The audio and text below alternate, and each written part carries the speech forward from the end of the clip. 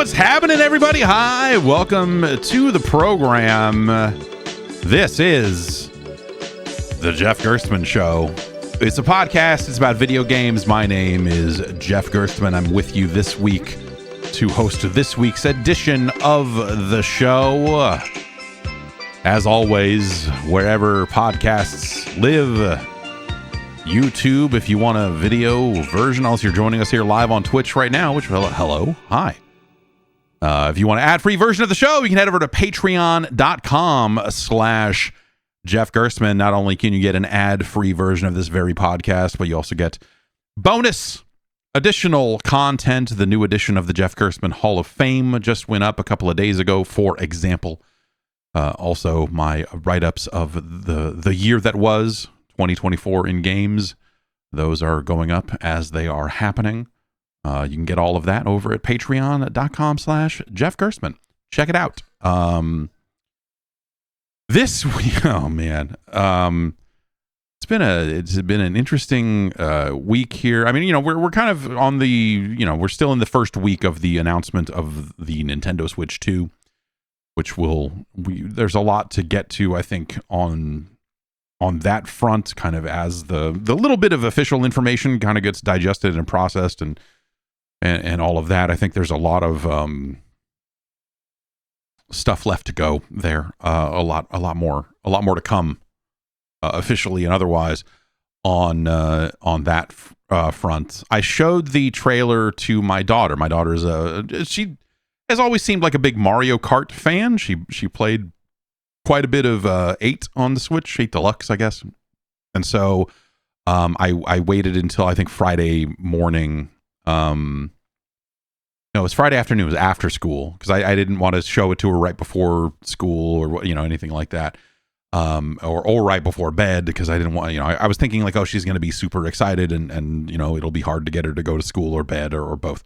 And so I picked my shot and showed it to her. And I said, do you want to see the new Mario Kart? And she went, yeah. And she came running in here and we watched it.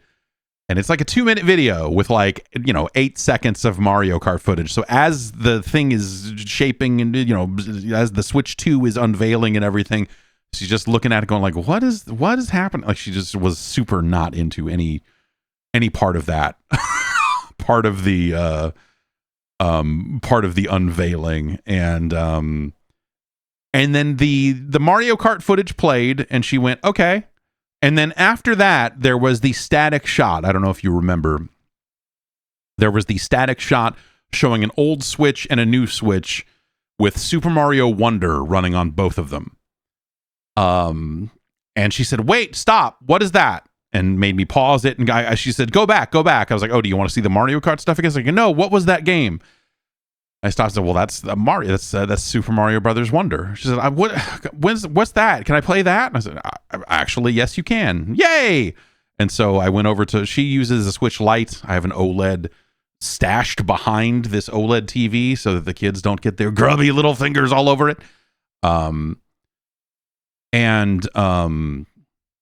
She just wanted to play Wonder. And so I downloaded that, and she's, over the weekend, she's been playing quite a bit of that. And doing pretty good at it. There's definitely parts where she needs help, but she understands the badges, and she's starting to read more and more all the time. And so she's starting to read more of that stuff herself and figuring out okay, and it's very awesome to see. It's rad to see it. You're like, holy, wow, this person's a person. And so she's been playing that, and doesn't, she asked to see the video again a couple of days later, and she just looked at the Mario Kart stuff, went okay, and then saw YouTube videos off to the side for other games, and tried to get me to watch other videos. I'm like, no, we're not going to sit here and watch YouTube videos for the next several hours. We don't do that. And so she's been playing a fair amount of that, and then also mixing that up with Infinity Nikki, and that's on. We've been playing the PS5 version of that, really putting that PlayStation 5 Pro to the test. And so she's been playing that, or she kind of, after a few days of Mario Wonder yesterday, she got back into Infinity Nikki, and man, it's been chaos. Like, there's a thing, when one kid is chaotic, 2 kids is a lot. We have 3 kids. It's chaos all the time. It's nonstop.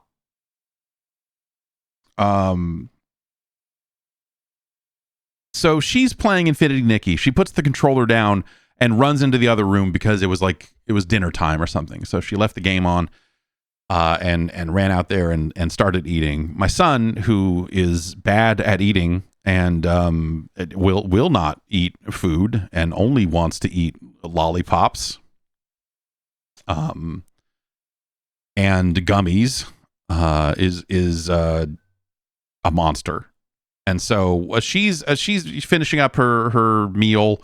He's running around, and I've got the baby. And so I'm in here holding the baby, sitting in this chair, and he's over here messing with the controller that is still running Infinity Nikki. And I'm, the baby is a little fussy because it's the end of the day, and like these things happen. And like, we're hanging out. It is what it is, right? It's just chaos. While I'm hanging out, all of a sudden, I turn my head and look, and I see like what appears to be the PlayStation Store interface disappearing and making like a ding noise. Like, yep, you did it. Congratulations. Like, oh shit. What the fuck? And sure enough, like, he is on the like premium currency, yo man, do you want to buy some gems screen? And I'm staring at the screen trying to figure out, like, what did you do? Did you actually buy a thing? Because like none of the numbers are like suddenly super high. So I'm just like, did he buy 8,000 infinity gems or whatever? I don't know what they call. I don't know what Infinity Nikki is. Did you go for best value?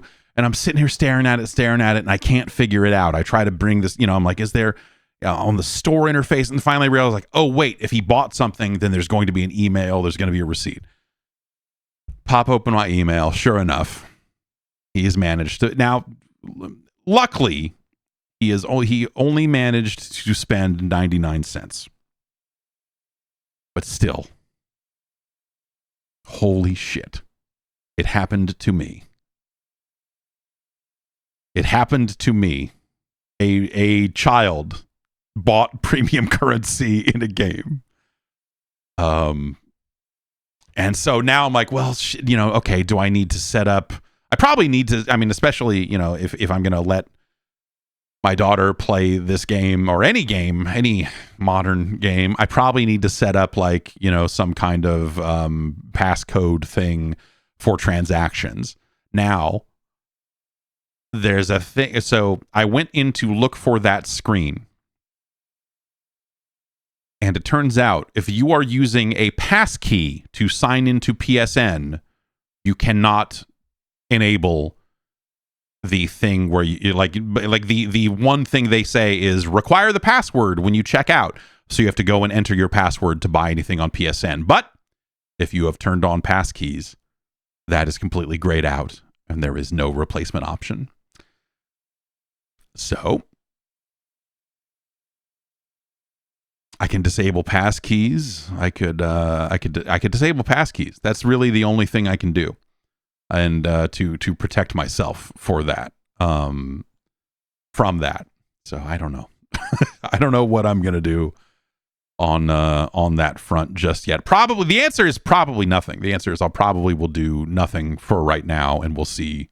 We'll see how it all goes. I have everything set up everywhere else. Like, so that dude, I am like, I hate this. Living in these modern times for a lot of reasons, right? is a fucking nightmare. But none so much as the buttons on your remote that are dedicated to a service. Like this remote for my television that I'm holding, if you're not watching, just has a button on it what says Disney Plus or Prime Video or Netflix. You cannot disable these buttons. You can't reprogram them because those are all the results of marketing deals, right? Those are like, they're paying money to be in that spot. So the television manufacturer or a Roku, Roku has those as well. Those manufacturers don't have any way for you to remove that functionality or to reassign those buttons to something that you actually give a fuck about. And so they just live there forever. And so you can uninstall the apps, but pushing the button on the television remote actually just immediately installs and launches the app. Now, I don't have any payment information or anything or any identifying information is set up on that television. So that doesn't matter. They can't subscribe to anything. On the Roku, I do, but on the Roku, you can set a PIN number to prevent people from spending money or to even installing a channel. Also, I have completely through a service called NextDNS that I think I like. It is inexpensive. You can kind of use it as an alternative to a Pi hole. You can kind of think about it that way. It's not quite the same thing, but it is similar. But they have just toggles where you can actually just block all of the. You can completely block Netflix at like a DNS level, and so I've done that, and so it won't even. It won't even like for Netflix specifically. It will not go through.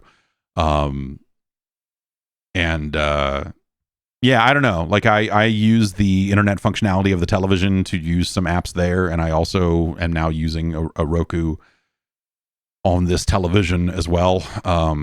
And they both kind of serve different purposes. So, some people are like, I never hook my TV up to the internet. It's like, okay, good for you, I guess. I don't know. Like there's functionality on those things that are actually, useful in certain cases. So you kind of have to take the good with the bad.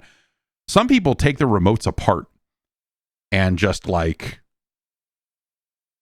remove, like break the traces to those buttons. Like you can't reprogram the buttons or anything like that. So you're just like, well, I guess at least I can just break the buttons so they don't work anymore. I'm starting to think that I might do that. I don't know. Let's take an ad break. We'll come back. We'll talk about some video games. Okay? Stay tuned. Your underwear. It's too old.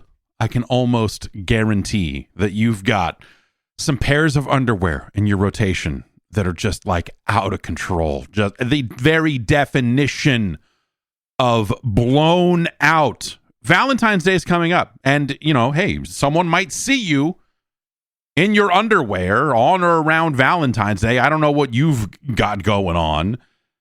So why not try to get yourself something with a flattering silhouette?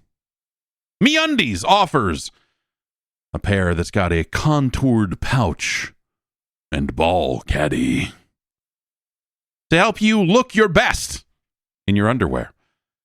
Even if you're not trying to, if that's not something that's on your to-do list of like, I've got to look dope in my underwear. This is just a comfortable pair. I am wearing a pair of them right now. I'm wearing a pair of them right now. As I talk to you, I'm wearing a pair of them. It's a comfortable pair of underwear. Speaking as someone who has, a wide range of underwear that is newer and still viable to pairs that are in rotation that are not. This is a grand pair of underwear. They've got a wide variety of styles and colors and prints and all sorts of stuff depending on what you're looking for. They've got all black classics, fun, expressive prints, a look for everyone. You can try their sexy new Valentine's Day prints like electric hearts or lovebirds. Comes in a wide range of sizes, extra small to 4XL, so you can get a flattering cut on any body. MeUndies isn't just about underwear. They've got a wide variety of lounge wear. Very versatile, some joggers, hoodies, onesies, and more. And the signature fabric it's really soft, it's really comfortable, it's breathable, it's stretchy. It's meant for all day wear. It's underwear. You got to wear it all day. Unless you don't, you know what I mean? But you're probably going to wear that underwear all day.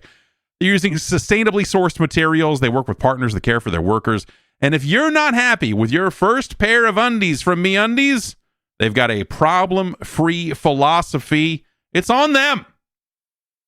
This Valentine's Day, good things come in big packages at MeUndies. Get 20% off your first order plus free shipping at MeUndies.com/Jeff and use the promo code Jeff. That's MeUndies.com/Jeff and use the code Jeff for 20% off plus free shipping. MeUndies, comfort from the outside in.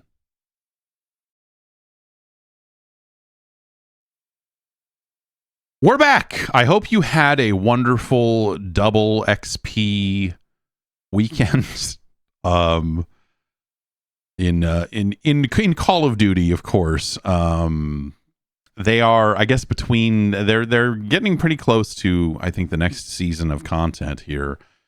They're in the middle of running this big Squid Game promotion, which I ended up looking at last week or the week before. And I don't know. They've added a bunch of like modes with Squid Game rules or whatever. But I ended up, a couple of friends of mine I got in touch with, and I had not talked to them in a very long time. And they were like, yeah, we're playing Call of Duty every weekend or whatever. You should jump in. I'm like, yeah, sure. And then I realized, oh, they're talking about zombies. They play zombies. I was like, oh, no. Okay. All right. So I jumped in with them and we went through some zombies. And this is pretty much the first time this year that I've played the zombies mode with friends, and it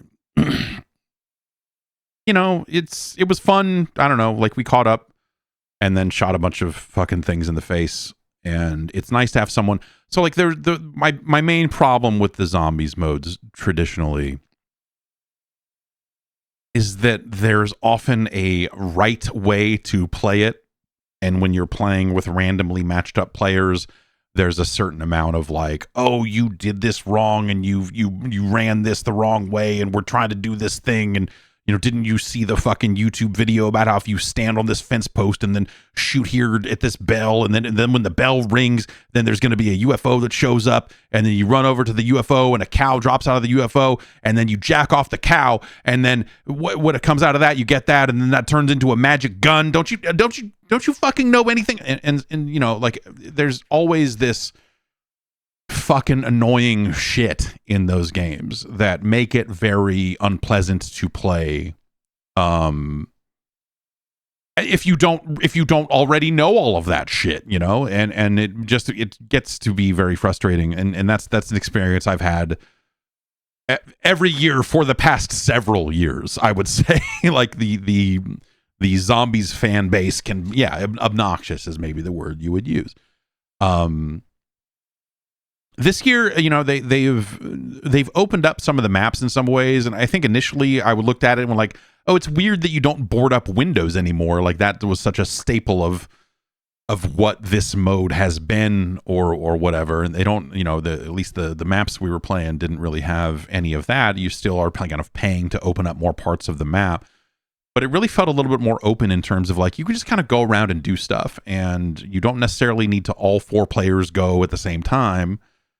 You can go like, oh, I'm going to run across the map because I need to go level up my gun or whatever, and the machine that does that is over here. I'm going to go do that. You guys, they're going to go, okay, cool. And if you run into trouble, you run into trouble, but they can usually get over there to help you if you do run into trouble. And so it just, I don't know, the flow of it felt a little bit more open and friendly. There's still a bunch of, it's like, okay, go to the bowling alley, and then there's a button on the wall, and then you hold down the button, and you have to hold it for a long time. So for that one, people have to cover you while you're holding down the button, because the zombies don't want you to hold down the button, so they will stop you from holding, and so once you are finished holding down the button, the water pressure will have changed and an item will appear. You collect that item, then you go over to the comic book store, and then across the street from the comic book store is a hardware store, and then you can blow open that door, but only if you have a weapon that one of the gun zombies drops, or you can convince the gun zombie to shoot the door if you can find a way to do that. and then you can go in there and sift through a bunch of trash. There are no button prompts that show up when you're sifting through the trash, so you just have to go around and hope that, and eventually hit it long enough and it'll pop out, and then you can run over to this machine and put this thing together, and at the end of that whole process, you get like a vacuum gun that sucks up zombies, and honestly, it's pretty fun. You get this big vacuum gun, and you're just like, fuck these guys. And it's neat. But like, Jesus Christ, man. Like doing that in a game that is meant to be like a multiplayer thing that has matchmaking and whatever else. Like I think, they're creating a game where you kind of have to play it in a group, and it's always sort of been that way. And as someone who doesn't play a lot of games in groups, you end up in those frustrating matchmaking scenarios of just like, all right, and maybe you matched into a thing where there's two players who are working together on something and they're not talking to you, and so you don't even know what they're doing. It's, I don't know. I think there's something of a microcosm of like that's a problem with a lot of any mechanics heavy game, that has matchmaking in it, where you're going to run into these scenarios. And but Lego Mago says it very much sounds like a Destiny raid. Yeah, I mean, it is not nearly as difficult as a Destiny raid, but in terms of the mechanics and stuff like that, sure, yeah. And it is a scenario where you look at it and go like, yeah, I can, you see why. I think now that they've added that in something of a limited fashion, you see why Destiny did not allow for matchmaking into raids for a very, very, very long time. And I think that this is sort of a similar scenario, right? Like I think you can still mark waypoints and stuff like that if you're not on a microphone or whatever. But like, they're creating a very specific thing for a very specific type of player or a specific type of group.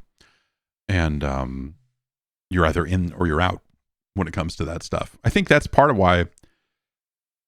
I think if I had to choose, I think I probably prefer the DMZ style open world zombie stuff. I know like no one thinks that way, right? They're all like, because all of the marketing for this year's game was like round based zombies are back. Like, yeah, that one where we took the DMZ mode and threw zombies into it. No one liked it. We know. And I don't know. I thought that was, more approachable, I think, for the average individual player or what have you. But had a decent time. Had a decent time with it. And it's I'm trying to remember the last time I had a decent time with a zombies mode in a game. It's probably been a decade or something at this point. But yeah, I don't know. I think that kind of speaks well to just like I think a lot of the overall handling. In a way, a lot of the guns work in Call of Duty this year. Is it's just like this is a fun game to play. The movement is good. Like the additional movement helps you kind of continue to get around things and do stuff. And it's a decent little time.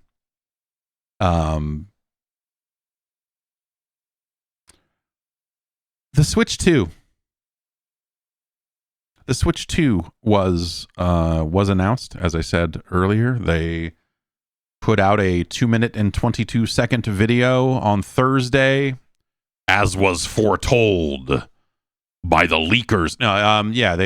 They pretty much they did not say very much at all. They showed little bits and pieces and left some things in there that you can kind of start to fill in some blanks or start to imagine like, oh, what is this going to mean for games in the future on this platform, and what does this mean for third-party support, and what does this mean? What they showed was a look at the system, a very and it's bigger. That's been I think we're talking about an 8-inch screen here if the different 3D printed shells are accurate. My understanding is that there's like damn near functional units like just kind of out there in China, like stuff that just like, I don't know if they're just like lifting parts off the assembly line one at a time, but like all those photos had to come from somewhere, right? Like that seems like the sort of thing that is, either what would they even have, like, because what's being shown, like dev kits probably don't look like that. And so for case manufacturers to have like fully function, like, or not fully functional, but for case manufacturers to have like a look at like, here's the exact form factor you need to make a case for, like that stuff has to come off either the engineering line or like that stuff's probably going to Japan in extremely limited quantities. And then at that point, someone from Nintendo would have to be literally leaking it out the back door. Like, cause like third parties probably don't have hardware in that form factor as they're making games. Like the dev kits probably don't, and the dev kits would have fucking fat cables coming out of them and all this other stuff. So, like the likelihood that any of these leaks or especially like any of the controller or just like the very specific leaks and photos and stuff that we've seen so far, the likelihood of any of that coming out of like a disclosed developer violating their NDA seems extremely low. So like it at that point, it kind of leaves like, okay, either this is stuff coming off of a manufacturing line or, and getting lost somewhere, or, like Nintendo itself. Right. But as these things get manufactured, yeah, you're going to have, stuff like that going into a warehouse somewhere. There's probably factory. I mean, yes, there are factories building Nintendo Switch 2s right now. Like that seems incredibly likely, if not very necessary, for them to ship a console this year. If they want to do it in any kind of quantity, they're gonna have to do that. So so it's interesting to kind of see that, like, I think the story is like, oh, the leaks were accurate, in a grand sense. But like, yeah, I think that's as we started to see things that looked like photos. And as, we came out of CES with that case manufacturers going like, yeah, we 3D printed a fake one.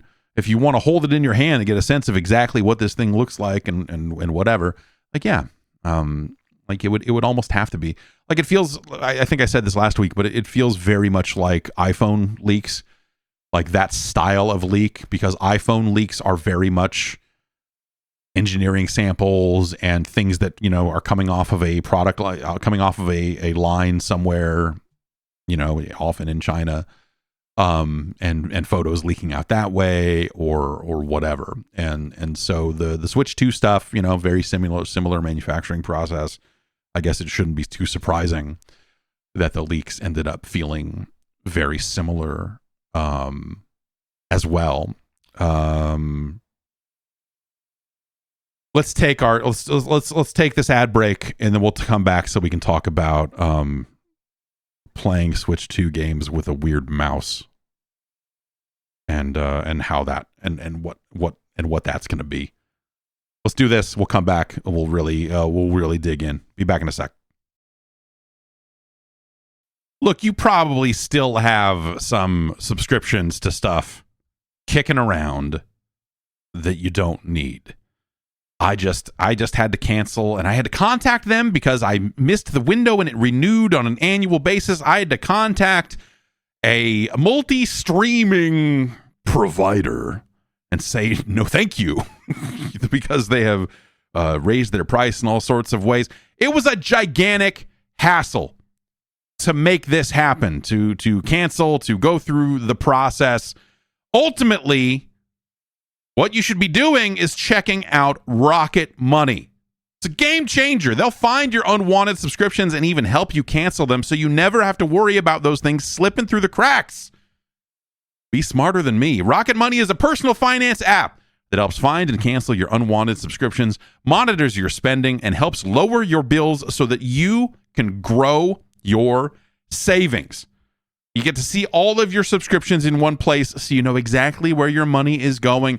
For the ones that you don't want anymore, Rocket Money can help you cancel them. You get a clear view of all of your expenses across all of your accounts. You can create a personalized budget with custom categories so you can help keep your spending on track. See if your monthly spending trends in each category so you know where all that stuff is going. They'll send you alerts if bills increase in price, if there's any unusual spending activity, or if you're close to going over your budget. They even have a new goals feature that'll automatically kind of save a little money for you. If you're looking to set aside some money on a regular interval, you can use that to pay off credit card debt, put away money for a house, or just build some savings. Rocket Money makes it easy. They'll even try to negotiate lower bills for you. They'll scan your bills and find opportunities to save, and then you can ask them to negotiate on your behalf. They'll deal with customer service so that you don't have to. You know what I mean? I mean, there are plenty of companies out there that if you call up and go like, well, I'm going to cancel, they'll transfer you to people and try to do, for like half an hour, you'll be on the phone, and then maybe at the end of that, they'll offer you a deal just to keep you on the hook. But you don't have time. I know, I don't have time. No one has time to go through all of that. Rocket Money can do that for you and save you that money. Rocket Money has over 5 million users and has saved a total of $500 million USDs in canceled subscriptions, saving members up to $740 a year when using all of the app's premium features. It's time. Cancel your unwanted subscriptions and reach your financial goals faster with Rocket Money. Go to rocketmoney.com/JeffG today. That's rocketmoney.com/JeffG. rocketmoney.com/JeffG. Okay, so this thing's a mouse, right? The Switch 2 is a mouse. That's sort of the one new thing. The controllers connect to the device in a different way, and the triggers look a little bit better and cleaner. Like there's aspects of the Switch 2 that you look at and go like, yeah, it looks like a better Switch 1. And sort of the one little thing they give you from a hardware perspective in this video is this notion of what if you took a Joy-Con and you laid the bottom of it down on a surface. I don't know, your table, your pant leg, like whatever, right? And use that as a mouse. I don't find that to be like on its face. I don't necessarily find that to be extremely exciting on its own. Because I think there's, there are a few use cases that are immediately come to mind from a first party perspective. And it's like, okay, yeah, maybe they do some kind of Mario Paint thing. But like in this day and age, who cares? It's not, what do you know? I mean, I drew a picture on my Switch 2. Like, no, you have a computer. You have a, go draw it on your phone. It's not as novel as maybe it was in the 90s, the idea of like, I've got a mouse and I can paint and I'm a little kid. And, you're like, yeah, cool. Little kids they have weird touchscreen tablets now and all this other stuff. And so that's like not out of the gate. That's not the most like compelling use case. But I sat down and kept thinking about it. And I'm trying to think about the Switch 2's place in society, in gaming, I guess, as a whole. And really, like, what's the pitch here? We're a week after, the Switch 2 getting announced a week after the new NVIDIA graphics cards get announced really kind of helped to kind of click this stuff into focus a little bit. And I started thinking about like third-party support for the Switch 2 and what would that look like and what would that mean? Because the traditional, I think, Nintendo third-party story over the last generation or two, we look at the initial Switch and whatever else is like, you see a lot of games that you go like, man, maybe this should not have been released on Switch. And there, all of these games are going to have like unique stories behind them. It's not always a pure case of the Switch isn't powerful enough. It's like, oh, maybe this port house was not talented enough to do it, or they made poor choices when porting the game. Or they cut back in the wrong ways instead of the right ways. That said, there are some games that maybe just never should have been on the Switch in the first place. If that was what they were going. Mortal Kombat 1 comes to mind as a dramatic example of just like, what the fuck happened here? And that's a crazy outlier of a situation for reasons I won't get into. But it did get me kind of thinking about like, because that's the bit that we don't really that's the bit we don't really have right now, right? We have some leaks that are probably relatively accurate in terms of the parts that are inside a Switch 2, but we don't necessarily know how well it performs. We've really just seen this, these few seconds of Mario Kart running on it, right? And so, that bit of the story is still kind of nebulous, I guess I would say, at best. But I think when you think about different types of games coming to the Switch 2 and trying to find ways to appeal to as many different swaths of game developers out there, not just for internal, Nintendo developed games or whatever, but as you start to think about like the third party story and what that might look like, I think having a mouse, just a traditional mouse, like this will function as a traditional mouse, but I think the capability is there for so much more. But we'll get to that.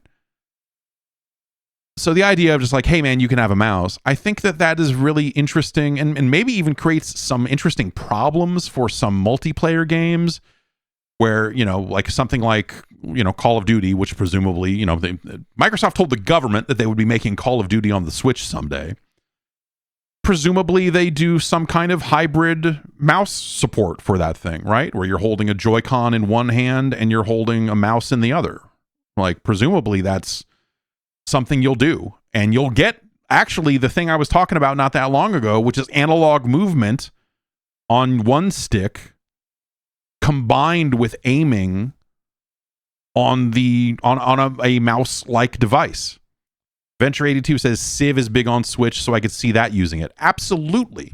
That is, I have written in my notes here, Civ.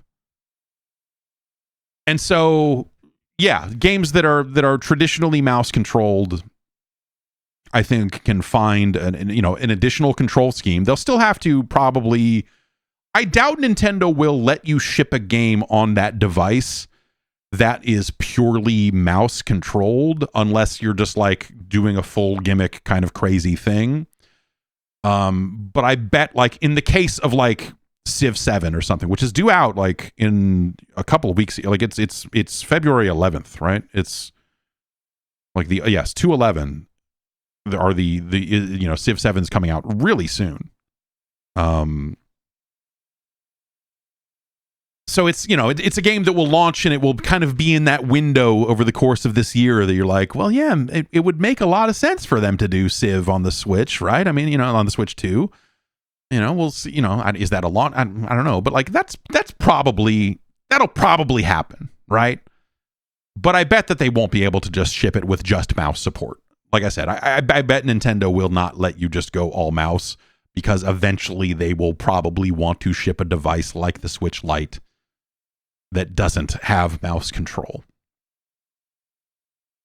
Maybe they won't. Maybe they won't go that route this time. But the Switch Lite seems like such a smart device, especially for kids who my kids beat the shit out of that Switch Lite. And it sounds like like the fan on it is completely out of whack. I think that thing's going to catch on fire any day now. I'm worried about it. Honestly, I'm worried about my Switch Lite. But hey, it's, but it is a good device for them to play games on. But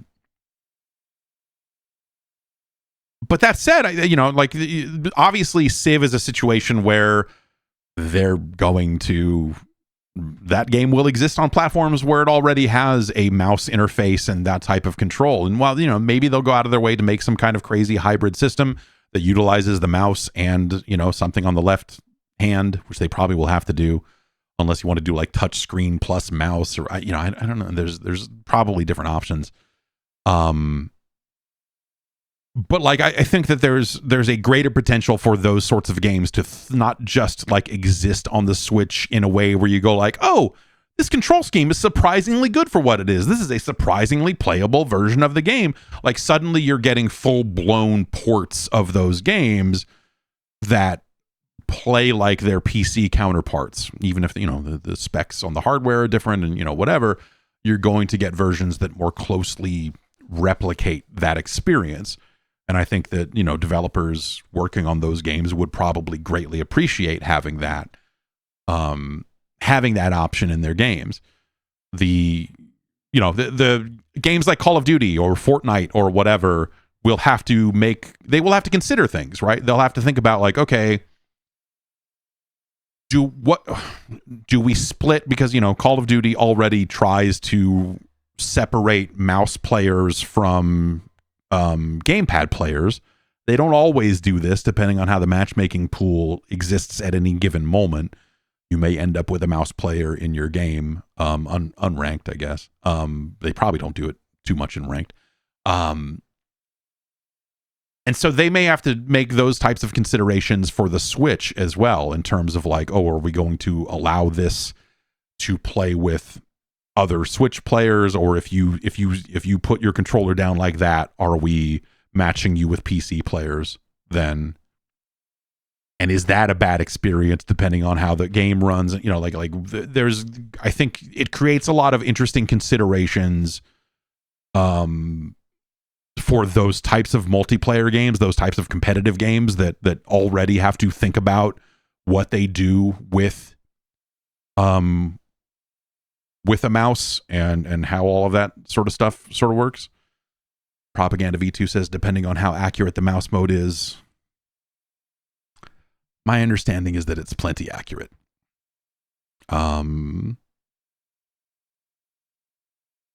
So I think that this creates a really interesting new type of game for them to get into.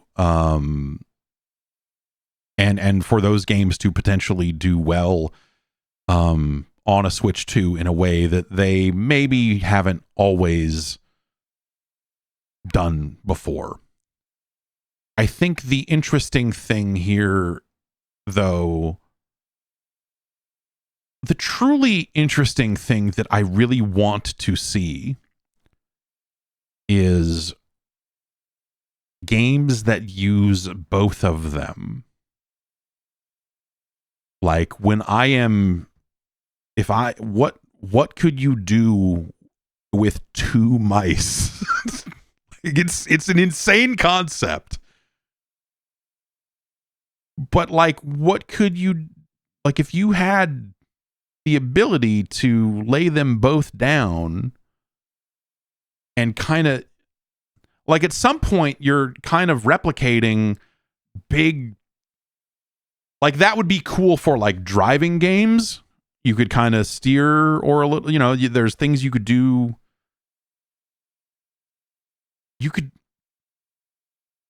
The only game concept that I can immediately think of this, if you were to take two of these things and slap them down, is, what if you were piloting a giant fucking mech?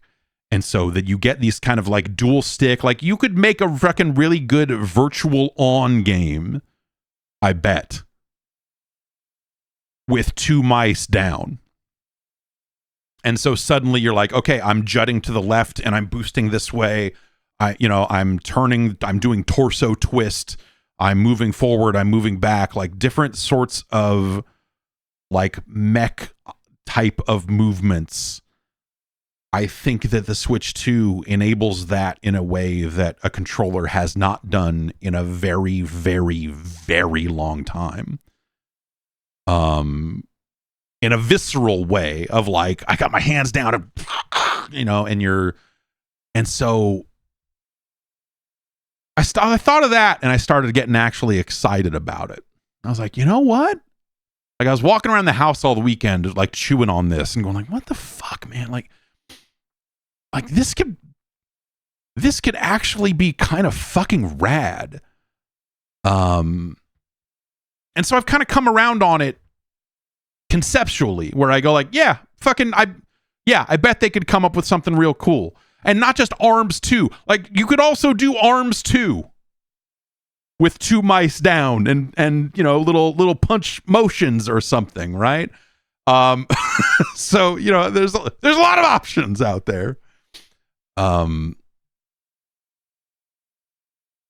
but I think there's a lot of interesting options out there about the idea of like, okay, I'm going to take two of these things and slap them down either on the, you know, on the couch surface on either side of me, or I'm going to, you know, or I'm going to play in front of the table, which that was kind of like the thing that broke it for me when they initially announced it. It was just like, when I use a Switch or a Steam Deck or anything like that, I'm usually like laying down in bed, or I'm not at a desk where I can go like, okay, here we go, plop.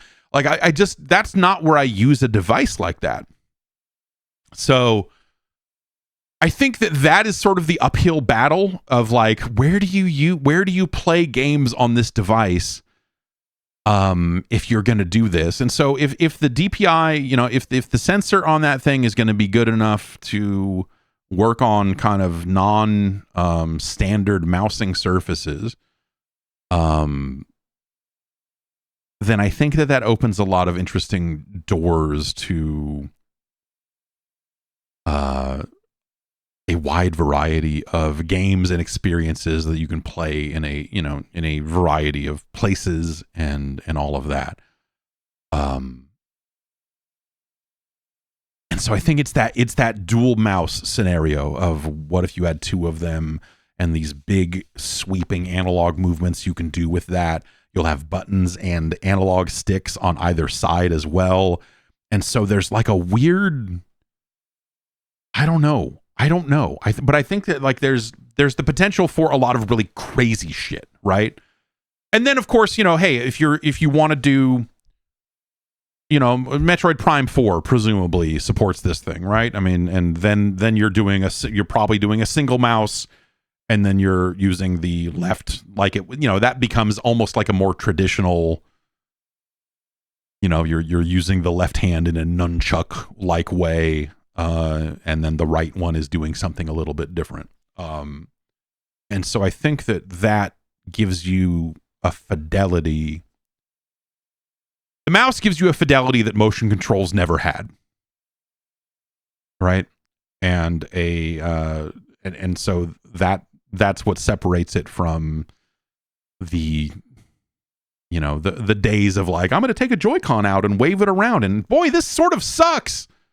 Grounding it, putting it on something directly gives you, again, a fidelity to it that makes that a dramatically different experience. Of course, none of that matters if no one wants to make games for it, and that's the kind of larger thing. You know, when we think about third-party support for the Switch, and you know, there's games that have been like massive successes there, and there've been the quality of ports on the Switch has been a little bit all over the place. You know, you've seen games that you go like, oh, this actually came out, you know, something like an Overwatch or whatever. You go like, oh, this came out like really well. This is a really good version of the game. And then you have the other side of it where you're just like, okay, it's cool that this runs at all, I guess, but like, I don't really want to play like Doom on this thing. You know, there's like those sorts of scenarios. And it got to thinking about a lot of the conversation we had last week about the graphics cards that are shipping in 9 days now. And the wide range of hardware from a capability standpoint, from a graphical capability standpoint, I guess I should say, but also, you know, from a CPU standpoint as well, the wide range of devices and hardware and all of this other stuff that's out there right now. And how the, you know, like only recently did that Steam hardware survey get to a point where a 30 series NVIDIA card became the top card. Like before that, and the 10 series cards are still very high on that list. And you just have this wide range of people running a wide variety of GPUs out there. And then of course the console space is, you know, is a mucky kind of weird thing as well, right? Combine that with like, hey, everyone is out there. Everyone has spent at least the last year talking about development costs and how fucking crazy everything is now. And, you know, and it's not just a graphics thing. Obviously, it's not just a fidelity thing. There is, you know, a lot of things to be done to make the process more efficient and scope your games properly. You know, there you could point in a zillion different directions and discover a zillion different reasons for, like, here's why gaming is kind of in a fucking weird spot right now.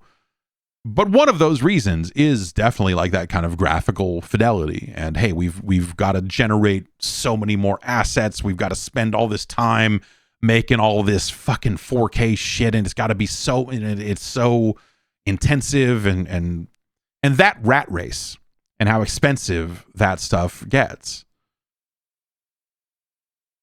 But like, what percentage of players of those games are even able to take advantage of that work, you know, on their current GPUs that they don't want to upgrade from if they don't have to, you know, consoles that are never going to be, you know, enough to fully take advantage of that stuff. It'll get you most of the way there. It'll get you most of the where you want to be, but it's not going to be cutting edge.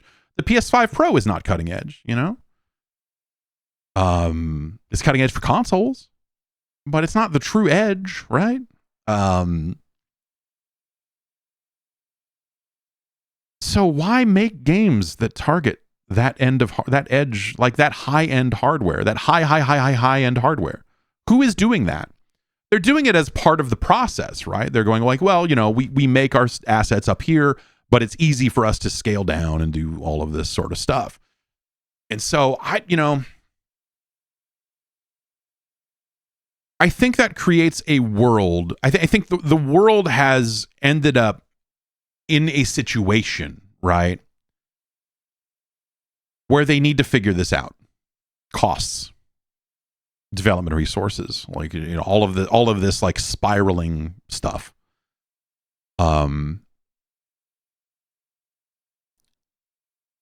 Does that mean that the Switch 2 is actually kind of well positioned?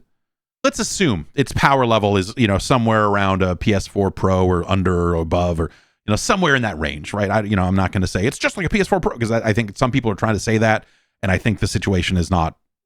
It's not quite a one-to-one thing, right? Every console, every device is going to have different trade-offs and whatever.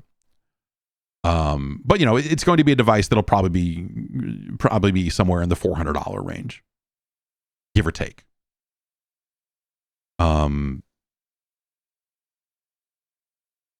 Is that a weird sweet spot where a lot of modern games will be able to run on that type of hardware because they're already doing that work on PC? If the Switch 2 sells really well, which it probably will, do you find that third parties are suddenly behooved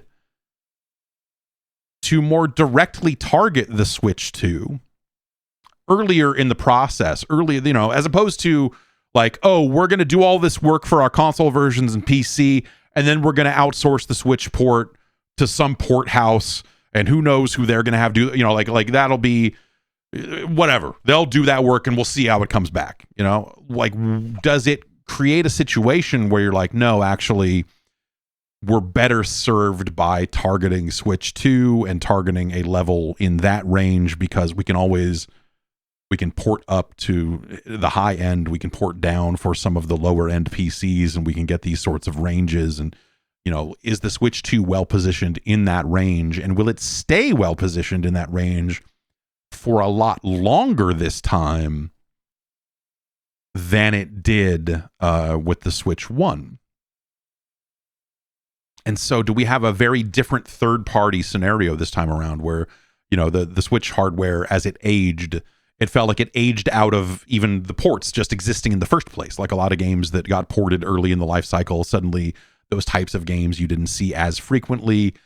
And when you did, they'd be a little funky, and you'd be like, this is a little... Because of the way GPUs are now, because of the way generations are now, because of the way the market is now, does the Switch 2 end up being like a super smart, well-placed device, kind of dead in the middle of that target, where you go like, oh, actually, it's really easy for us to target Switch 2, and then we'll port up to PS6, we'll port down to, the kind of lower end Steam Deck type devices, or, actually, I guess technically it would be a port up to Steam Deck from Switch 2, maybe.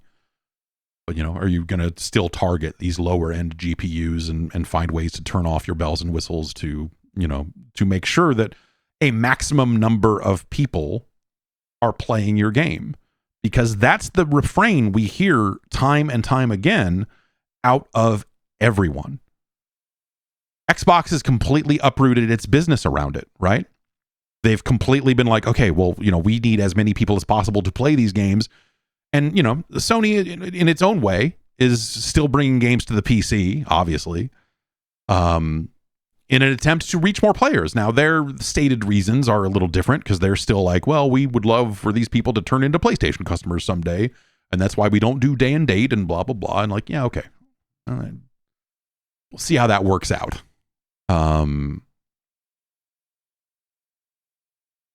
Everyone is trying to find a way to get more money out of the games they're already making, as well as trying to find ways to spend less money on games. We go back to the leaked Spider-Man numbers and all of that sort of stuff. Like how many, like if these games have to sell, 15 million, 10 million copies to fucking break even these days, you can't just put it on one platform. Square was out there talking about Final Fantasy going like, yeah, man, we fucking can't do this. We have to, like, these games need to appear at as many places as possible. So does that create a situation where just by necessity that you have to make sure you are accounting for the widest range of devices possible? And so has Nintendo, whether deliberately or just by educated, I'm not going to call it pure luck, because it's not like they're just like going, I don't know, was this run Mario good? Like it's not quite that cavalier. It's not cavalier at all, actually. Did the Switch 2 end up finding its way into an actually fucking perfect spot? I don't have the answer to that question, but like it's a really interesting scenario now, in a way that the Switch, the first Switch, did not quite find itself in as friendly of a spot. All of that said, I think that, and on top of that, you've got, so this was something I was thinking about over the weekend. I ended up posting a little bit about it on Blue Sky. All of Nintendo's internal studios, I mean, like, just full on, like, EPD or whatever, like Nintendo asked Nintendo.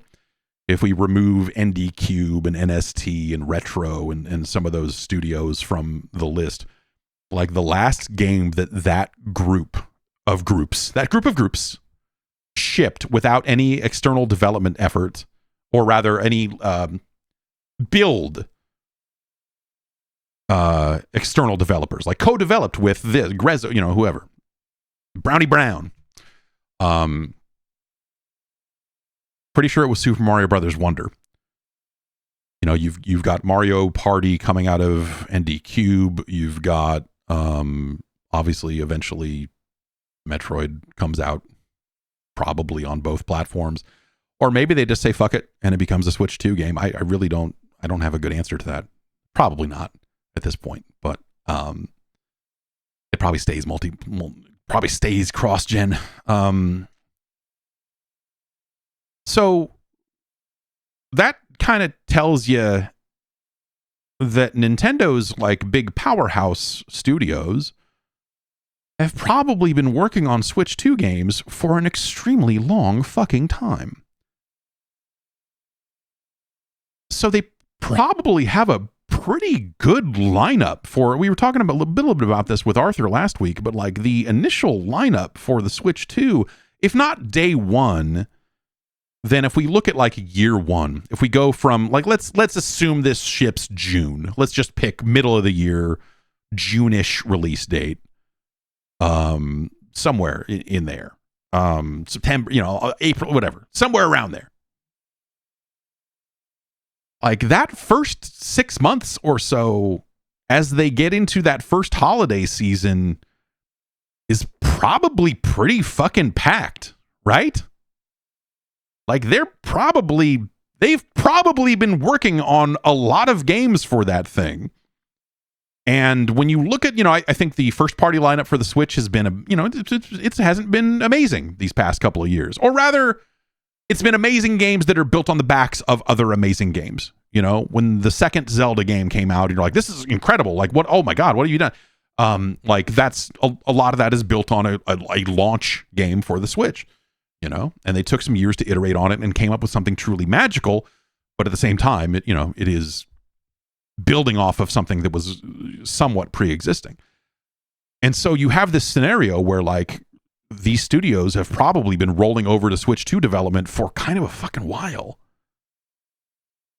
And they're not probably, I can't imagine that they drop all of those games on day one, but as they continue to make these games, this is probably going to be a pretty fucking amazing year 1.5, whatever. The first 2 holiday seasons for the Switch 2, just from a first party perspective, are probably fucking bonkers.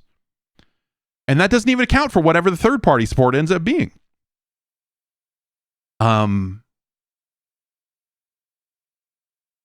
So I don't know, man. I think that there's a real potential behind this thing in a way that I don't think the Switch 1 necessarily enjoyed. I think that there are things aligning in just the way that games are right now that like you go like, hey, wait a minute. And having spent the weekend thinking about this and going, hey, fucking wait a minute. Like we're maybe stumbling into this could be crazy.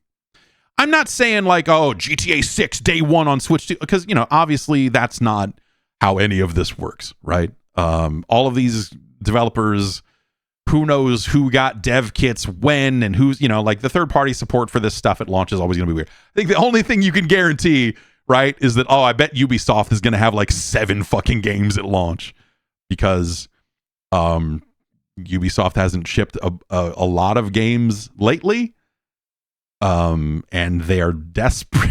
They need to, and they traditionally, classically like to launch a lot of games around Nintendo hardware, and they fucking need it bad.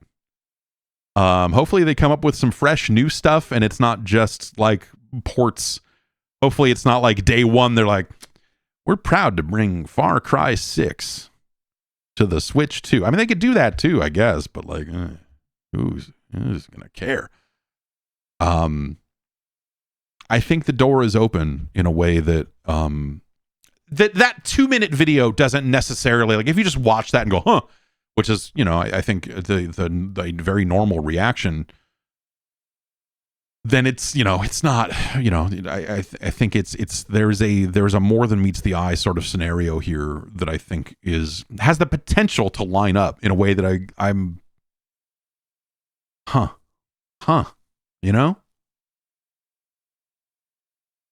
And I'm curious to see what happens with Microsoft. Obviously, a lot of the leakers out there are claiming that Halo Master Chief Collection and Flight Simulator 24 would come to Switch 2. Obviously, they have, again, they told the government, and they did a deal. They are claiming that Call of Duty will come to the Switch. At the time, they were talking about the Switch, and presumably, the Switch 2 is where those games land. I can't imagine that that's Black Ops 6.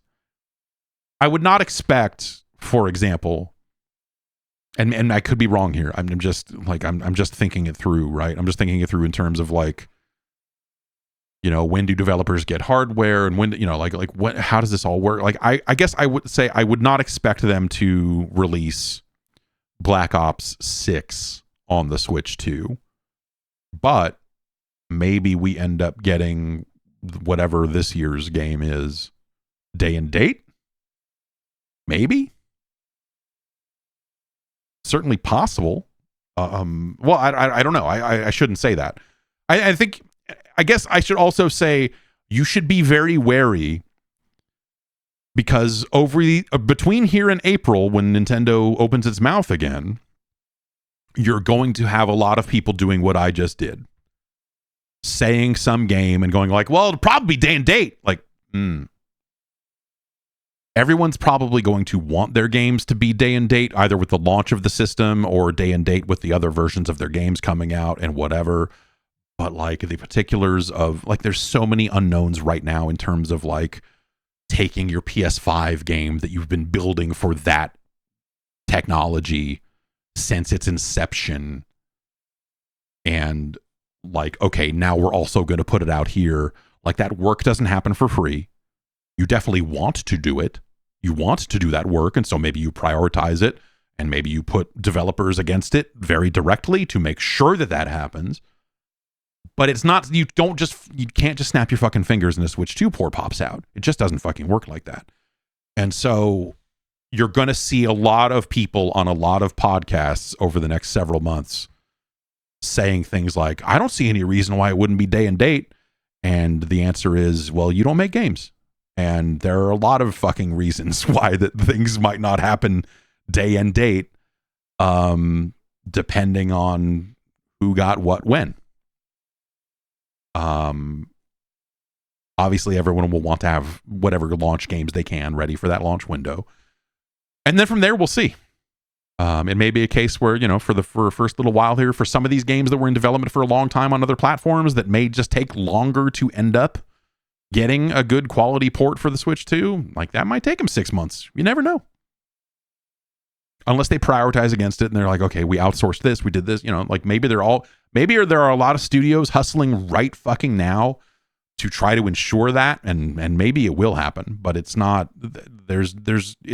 I think it's very hard to guarantee that a lot of that stuff, like by this holiday season, everything will be day and date. Like, it's probably not that simple, right? That said, we are starting to see people try to put lists together of games that are coming. Last week we mentioned Master Chief Collection and Flight Simulator. A website known as Xputer is reporting that Diablo 4 is already in the works for Switch 2. I think that's a no-brainer. Like, yeah, I think it's a no-brainer that Diablo 4 will come to the Switch 2. Like, that seems like a good fit for that platform. That seems like something you could, that seems like a very viable platform for that type of game. You could absolutely do that. The only question is, and maybe this is an answerable question today, I don't actually know how Diablo 4 handles any kind of offline scenario. Like, can you play that game offline at all? I don't know that you can. I thought it was like server required to log in, period. I think that's the case, right? And so what do you know, if you're designing it specifically for a handheld, are you going to find a way to do an offline mode? And these are probably answerable questions because I don't know what they did with Diablo 3 on anyway. But yes, that seems like something. Of course they would do that. Of course they would bring Diablo 4 to the Switch 2. I bet that would do extremely well for them. And yes, there have been games on the previous Switch that have been online only. Like, that's not a new bridge that they would have to cross. It's more of just a thing of just like, from a player convenience standpoint, do they figure out a solution for that? Or do they just go like, whatever. Tether it to your phone, I guess.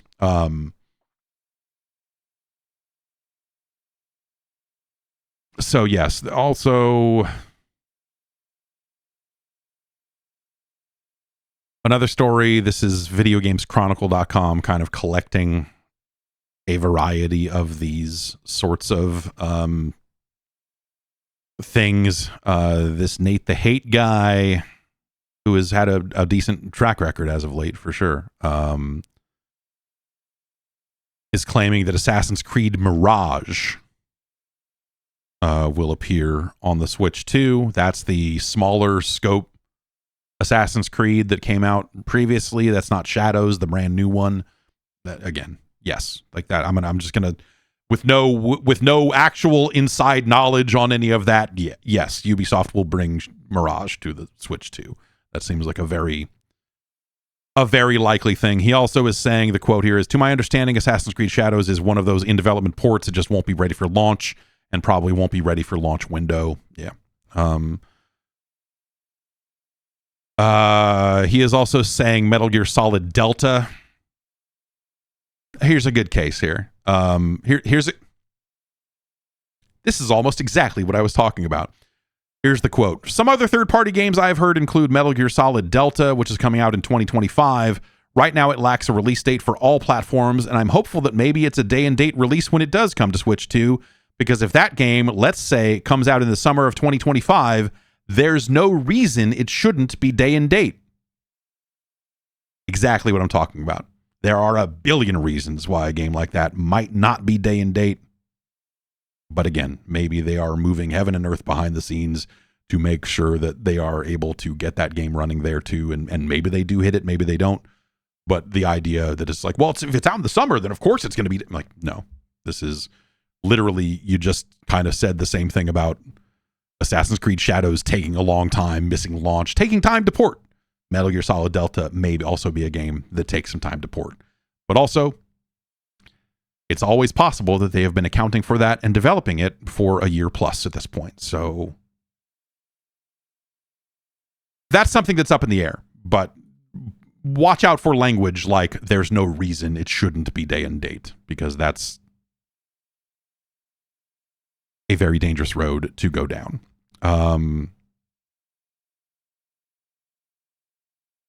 It seems very likely that we won't really hear anything of note until April 2nd. That's when Nintendo said that they would have a Nintendo Direct focused on software for the Switch 2. You're not going to see third parties get out there and announce. Oh, I guess I should. You're not going to see. You're not any third party that's getting out there and talking about games that are coming to Switch 2. If they're saying that right now, it means that they are probably not under any kind of NDA with Nintendo, which would mean that they might not even have hardware, right? Because this is everyone's going to hold until April. You're not going to see like a string of like a slow string of announcements of like, oh, we're going to do this, unless Nintendo has vetted that very carefully. And they're not going to let, for example, Nacon, who put out a financial earnings report that people are using to try to narrow down the release window for the Switch 2. Nacon expects the Switch 2 to launch in the first half of its 2025-26 fiscal year, which runs from April to September 2025, says Morrow NL3, who is parsing Nacon's earnings report. I'll put it to you like this. Do you think Nintendo is out there going like, yeah, we got this really, we got this launch strategy, release strategy for new software, and when we want to get out there and say it, that's going to be April, we think. And do you think they're like, but Nacon can say something about it, that's fine. Yeah, no, that's cool, go ahead. No, they're not. So this is probably a company like Nacon just kind of just going off because they can, because they're probably not bound by anything legal that prevents them from doing so. Which then calls into question, like, okay, so if they're not bound by any kind of contract, then how in development would their Switch 2 games even be? We'll see.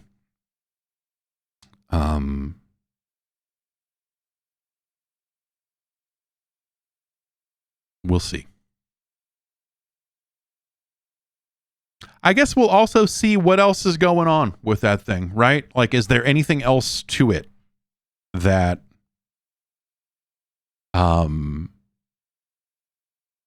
that we don't know yet in terms of functionality? Obviously, there's a button on that thing that we're still not 100% sure what it does. Some folks have tried to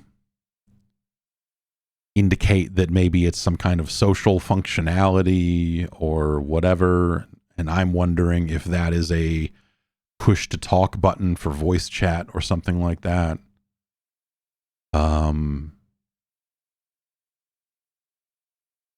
I don't think they need a dedicated like social button. I don't think they need a Like that's been the kind of what a lot of the talk has been about, like, you know, just like this vague kind of social. I would say that voice chat might be something that you could define as social if you wanted to, and that would fit the technicality of the rumors, if not the, you know, the spirit of what we're talking about. But I don't know. I don't have a good answer there. Cast to TV, sure, yeah, who knows, right? I mean, but they already have that screenshot button on the other side, and that screenshot button could be easily adjusted to have an upload functionality. Like, hold it down if you want to upload this screenshot. But also, I don't know, maybe I'm just thinking about where we're at with social media in 2025. Who gives a shit? Who the fuck wants that? No one fucking wants that. What are you like, I've got to post this to Facebook and I got to do it right now. Where are you going to fucking post it? They already stripped Twitter support out of the initial Switch because of all the API changes and the idea that Twitter wanted to charge for developers who wanted to use that type of functionality. So I doubt they would just bring it back and go like, oh, now we're going to, like, oh, we pulled it out of the Switch 1, but now we're going to bring it back for Switch 2. Just doesn't really seem like it. Nintendo doesn't want to run their own service because if so, you know, like, they're not going to bring back the Miiverse probably. And so the idea of them bringing back some kind of their own social service or something like that, maybe that makes sense if you cannot type anything or draw anything and it's just screenshots and people going, yeah, you're right, you know, or that sort of thing, because they don't want to moderate it. They didn't want to moderate, you know, like, it's, who wants to fucking launch a whole built-in social thing that they then have to fucking moderate? They're never going to let you draw anything and upload it ever again because they're tired of fucking dicks. They're tired of dicks. So I'm guessing that this is not some brand new social platform or whatever, right? I could be wrong, but I don't see them. I don't see them jumping through all of the hoops required to get that up and running and all of that sort of stuff. So it remains, like, you know, what else does this thing do? And maybe this is it, right? And I my guess is, from a hardware perspective, this is by and large, this is the package, right? It's a, you know, a bump up from the initial Switch. It's maybe not a full, you know, I think people who wanted some dramatic departure and whatever, like, that's, I don't know. I think when you look at Nintendo's lineage over, like, the entirety of it, there have been plenty of scenarios where they haven't necessarily said, like, oh, we've added some insane thing. Oh, so people in chat are talking about the top USB-C port. So it has a USB-C port on top, and people are like, well, what's that for? That's probably so you can plug it in on top. It's the Dreamcast controller problem, right? Of like, oh, the Dreamcast controller is cool, but the cord came out of the wrong end, and it's like a hassle in your hand. Charging a Nintendo Switch while you're playing it is annoying because the cable comes out of the bottom, and it's, you know, sometimes difficult to deal with. I'm guessing they're just like, hey, now you can charge it from the top. Or rather, now you can plug in a voice chat headset and also charge it. And maybe if they have any kind of additional hardware attachments down the line, then it could be used for future expansion. But I bet for now, it is really just, you can plug in a USB headset and you can charge it. I just don't think it's anything, you know, more dramatic than that. I don't think it necessarily needs to be anything more dramatic than that. I think people are really reaching on that. Could it output to a screen? Sure, I guess. I guess it could output to a screen. But like, yeah, it's not. Yeah, what if it's Thunder? Yes, Rad Jago says, what if it's Thunderbolt 4 and you can add an eGPU? Like that, I think that defeats the entire concept of what Nintendo is probably going for here. You know, making an affordable device. Like they you know, that adds additional confusion on the development end. It's just not fucking worth it. No one actually fucking wants that. You know? Like if you want that, go get a PC. Like if you want that, don't get a Switch 2. It's not, you know, there's no need for that. So, you know, yeah, is it maybe a little plain? Sure. But I guess like when I think about the weird departures and things they have done over the years, they were things that, you know, like they were fad-like, right? I mean, the Wii was extremely successful, and it was a grand departure from traditional control schemes, and that also prevented a lot of third parties from bringing their games to the platform. It was a negative in a sense. You know, developers had to go and make their own things, and they did because the Wii was successful enough to justify that.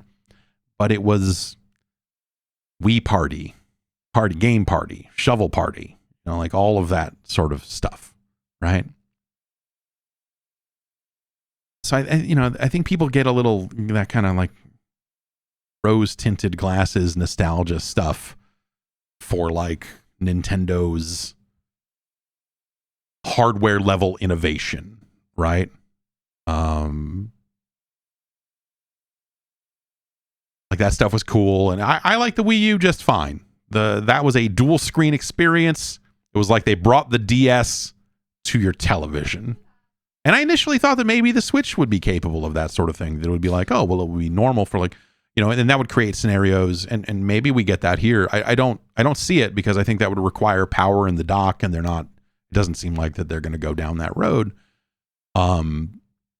The idea of like the Pac-Man versus scenario of you see something on your screen and you see something else on the TV.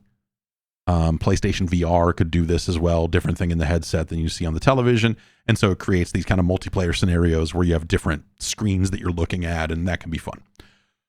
The GameCube GBA scenario, link cable scenario. Someone's got to carry the bucket. Whatever. So I just, you know, like that has potential to be interesting. I just don't think they're going down that road. I don't think they need to go down that road, and I don't think they're going to do it. So I look at it from like a system level, like a firmware level, like what could you do on the software side of this thing? And maybe there's some, I know we've seen teardowns of boards and what have you, but like, I would love to see Street Pass. That's my thing. I would love to see Street Pass come back. I would love to see like, oh, you kept your Switch in your bag and it's in sleep mode and now you're doing weird stuff. I think that was cool. That would be like of the kind of classic weird Nintendo stuff that they've done.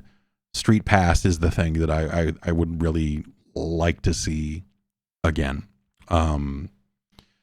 because that was a ton of fun. It was great fun at conventions, which no one goes to anymore, but whatever. Well, I don't know, MagFest is this week, whatever. Some people are still going to conventions. But yeah, I don't know, I think that there's certainly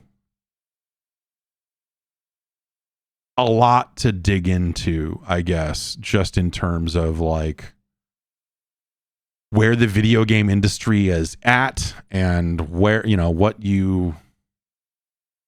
what your expectations are for that sort of stuff. And I think like it was interesting to see kind of in the wake of the video, the unveiling, that there's just like, I don't know, man, like there's this fucking takes factory that just exists out there. And, I'm sure you could probably pick and choose moments where I have fallen prey to it over time, but like I think that it's the same people who were like, these leaks are really killing Nintendo. These leaks are really messing. Like, which, like, the answer is like fucking no. No, it's not. Because eventually the thing will go on sale and eventually people will buy it and it'll do fine. There are people out there that didn't hear a single leak about that thing because they exist in a mainstream where they're not fucking all the way down this rabbit hole going like, well, I've got to see what Nate the Hate is saying about Switch 2 games this week. You know, it's just like, it's just not the fucking reaching the masses in a way that like people are like, oh, I don't know if this is really, they really should have announced it by now. They're really fucking it up. And I'm like, shut up.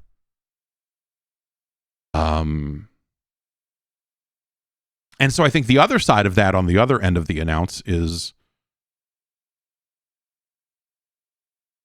Nintendo's innovation is dead. Look at this hunk of shit that's a slightly bigger version of the thing they already made. Nintendo is fucking done. I thought that they were interested in joy. What is wrong with these assholes? And you're like, yeah, man, I don't know. It's such a limited look at the device. It's such a limited look at the device by design, right? They're showing you, hey, this thing is bigger. Hey, there's going to be a Mario Kart game. We've got more to say in April. We're going to confirm this mouse stuff for you. And by the way, Mario Kart is like one of the greatest selling video games franchises of all time. Go fuck yourself. Right? I mean, and so I think from that perspective, I think that the strategy they're going with is fine. Who cares? Whatever. Because all that really matters is the software. Like you know what I really like about the 3DS? The 2DS. It's amazing. You get a 3DS without all that fucking 3D getting in the way. Incredible. And what's that? It's a DS, but better. You know? Like, they've had departures over the course of their run, for sure. Nintendo has taken much bigger swings at things over the years. But, like, ultimately, you know, what are we really talking about here? We're talking about the N64 controller. Is that the grand departure?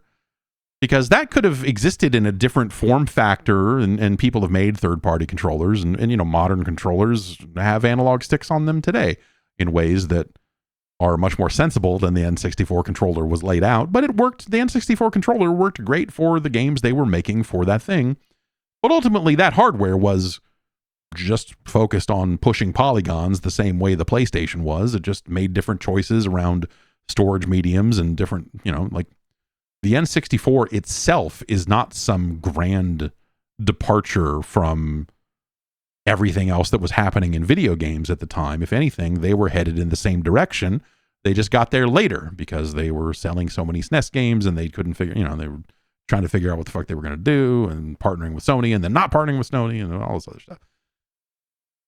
And you get to the Wii U, you know, what's the big, the discs are small, or I'm sorry, the GameCube. What am I talking about? We get to the GameCube and you've got a controller that when you look at it, it looks nuts. But when you break down where those buttons are laid out and how they are all, you know, placed, it's not that dramatically different from the existing controllers. They just had clicky analog sticks. Other than that, the GameCube is less powerful than an Xbox and more powerful than a PS2. Like the device itself, it was tiny. It had a handle. People liked the Wavebird, I guess. But at the end of the day, I mean, in some ways, the GameCube is one of the most normal devices they've made in the modern era.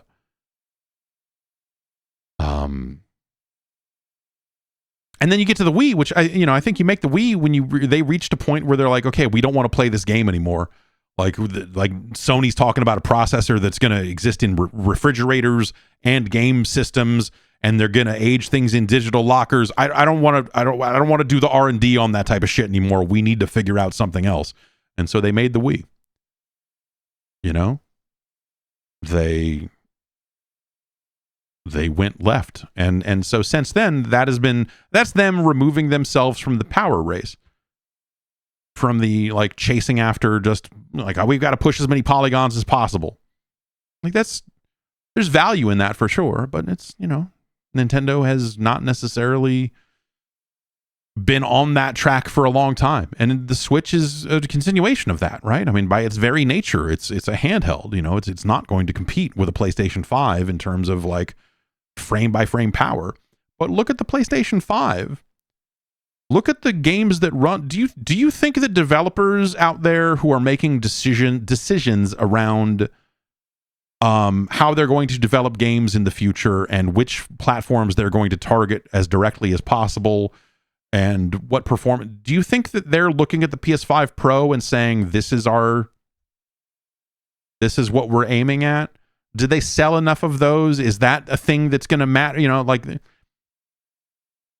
don't know. I will say that the PS5 Pro does not feel like it is shaken up gaming in any meaningful way. That's not to say it isn't doing what they advertised. I mean, they said, hey, this is what the PS5 Pro is going to do. It's going to bring this, upscaling to the platform, and we're going to, we'll get more out of that over the years. And, that will be stuff that developers will certainly benefit from and they will take advantage of when they can. But is that something that's going to be a dramatic shift in gaming? No, absolutely not. Absolutely not. It's why Sony is also out there saying, like, I think we're going to make a handheld. And why Microsoft is doing the same. And why Microsoft is going to probably devote resources to making sure that Windows is better at supporting all of the existing Windows-based handhelds that are hitting the market, so that they can make sure that they can be there to run a game store next to Steam on some of these devices, and make sure that Game Pass runs well on these devices so they can hopefully get more subscribers to Game Pass. So, this is not that's not the fight anymore. And I think it's never been more clear that this is not the fight. And so I think the other thing I would say, obviously, I would say, put several grains of salt into any talk about, like, there's no reason why this game shouldn't be day and date. I think tack on to that the idea that it's never been dumber to care about one platform versus another. Obviously, that's been the case for years. Some people are extremely slow at getting the message. But as this industry continues to twist and turn and try to figure out what the fuck it's going to do from here, in a world where fucking everyone just wants to play the same 6 games for the rest of their lives, apparently, everyone else has to figure out how they're going to make games and survive, and what sorts of games those are going to be, and how to make big games that might not be a game that they expect you to spend 400 hours on and buy skins for the rest of your days.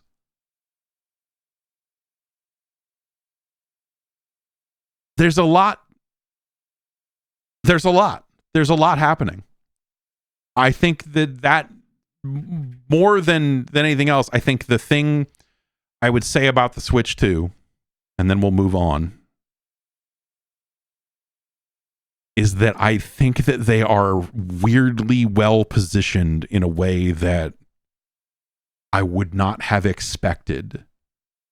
And as I think this thing through and think about where we're at and where everyone else is at and what all the problems that have to be solved about game development and how much it costs and where is the new audience coming from and where, like, all of these sorts of things, I think the Switch 2 is well positioned to take advantage of a lot of that stuff in a way that, like, if this all lines up just right, in a couple of years here, you might be looking back on it going, like, this is some pretty fucking hot shit coming out on this thing. Like, is it running at 4K 240 with all, but no, How many people want that? Not as many as you think, it turns out.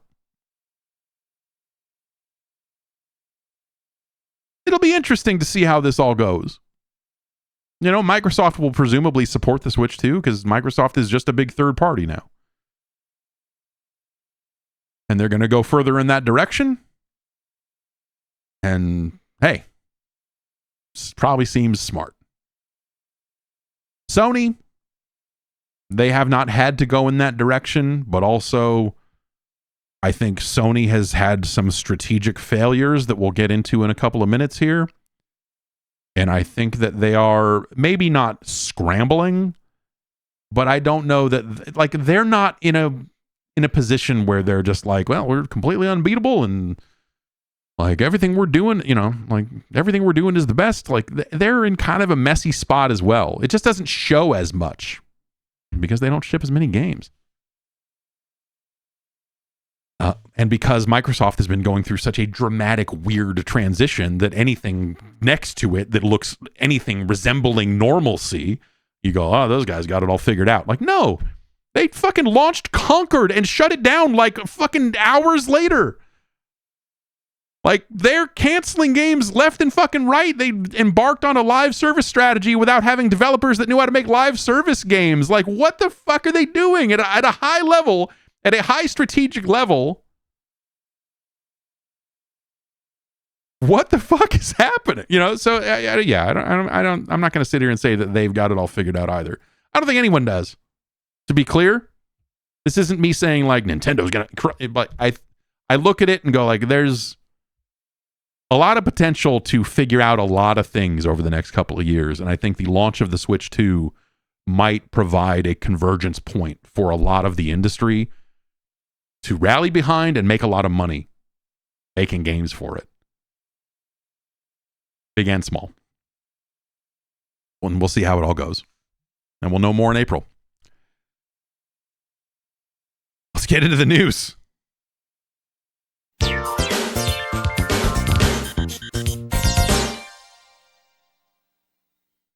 Bloomberg's Jason Schreier reported last week that Sony had canceled two live service games that it had in development at both Sony Bend, and Blue Point Games. This is, I guess, according to VideoGamesChronicle.com, this has since been confirmed by a Sony spokesperson who said both games have been canceled, quote, following a recent review, and said that neither studio would be closed down as a result of the cancellations. The quote to Bloomberg is, Bend and Blue Point are highly accomplished teams who are valued members of the PlayStation Studios family, and we are working closely with each studio to determine what are the next projects. The Bend game hasn't really been... I don't know the specifics of what the Bend game was, but Blue Point was working on a God of War game. That is here this God of War game is being billed as a live service game. I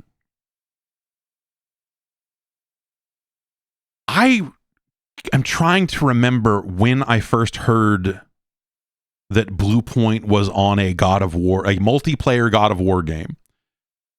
I will tell you that I heard it long enough ago that it was described to me not as a live service game, but as a multiplayer God of War game. And then, like, didn't hear anything about it for years. Such that I, like, until this happened, like, I asked someone else who writes about games relatively recently, hey, did you hear anything about this Blue Point God of War game? Do you know if that's still going? Like, just like trying to figure out, like, is this thing still fucking up and running? Because it had been like maybe 5 years. I don't know how long it's been. It's been fucking forever. Yes, God of War Ascension 2. Like, we're going to get back to multiplayer God of War just like it always. God, that thing was so weird. Anyway.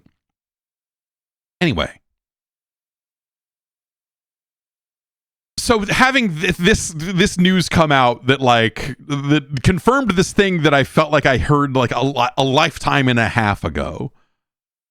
I was just like, wow, oh wow, what? Okay, yeah, I guess that was indeed accurate, and also now it is not. But I had figured it had been canceled a long time ago because like it's the sort of thing that's like, oh, well, clearly they haven't announced it yet, so I'm sure that this God of War game is probably not a going concern. They must have, who knows what they're doing. But there had been talk that Blue Point was going to work on original stuff and not just be the port house. So I think people, and that got stated pretty clearly that like, hey, Blue Point's going to work on original stuff. But people were still like, when is Blue Point doing Bloodborne? What the, like, people just stuck to this like idea of Blue Point as purely a port machine, a remake house or whatever, when it was clear that they were not that anymore. And maybe they will sink back into that. I don't know. Maybe they will get back to that now. Who knows? But they probably don't even know exactly what their next project is going to be just yet. But yeah, so those games are now no longer moving forward. And yeah, I don't know, man. I think people are like, I can't believe they would even think about making a multiplayer God of War game. But was it? I mean, it was Ascension, right? God of War Ascension was the PSP game. No, that was PS3. Okay. Like, that had multiplayer in it. There is a precedent for multiplayer God of War. No one likes to remember that happened, but that happened in 2013. That they made a multi. So that was my first thought when I first heard about this, was just like, so are they doing a follow up to Ascension, or like what the fuck are they gonna do? And because it was long enough ago that the idea of a live service game for God of War, or that Sony was big in the live service space, was not a thing yet. So, like I said, pretty sure this game was up and running for a very long time, and not necessarily something that happened after they said, hey, we're going to make 12 live service games. Like, they were already well in motion on this thing by then, I think. So yeah, those games are not going to move forward. There was some chatter in the wake of this Bloomberg report trying to state that these teams did not know about the games being canceled until this report hit. That is not true. That is not the case. It is entirely possible that there are people who were employed at those studios who maybe didn't know, but like the decision had been made, and I believe communicated to if not directly, there was definitely like a writing on the wall, like, yeah, this ain't gonna, we're not gonna be on that stuff.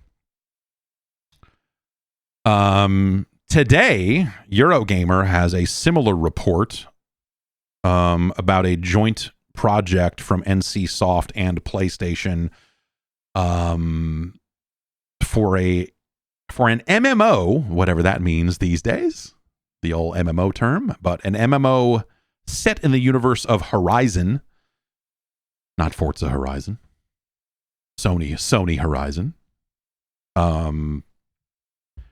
This partnership was announced back in 2022. The Eurogamer quote is that the two companies had tentatively agreed to pursue a business partnership in which NC Soft will create new games using Sony's promising game IP. In 2023, they announced a strategic partnership. And so the Horizon part of this was never really announced, but there were job listings that showed up in 2023 that really pointed to the Horizon franchise. And that it was known as Project H and later known as Project Skyline. But it sounds like today it is done. It sounds like today the game has been canceled, along with a number of other projects at NC Soft, including Project J. following a, quote, feasibility review.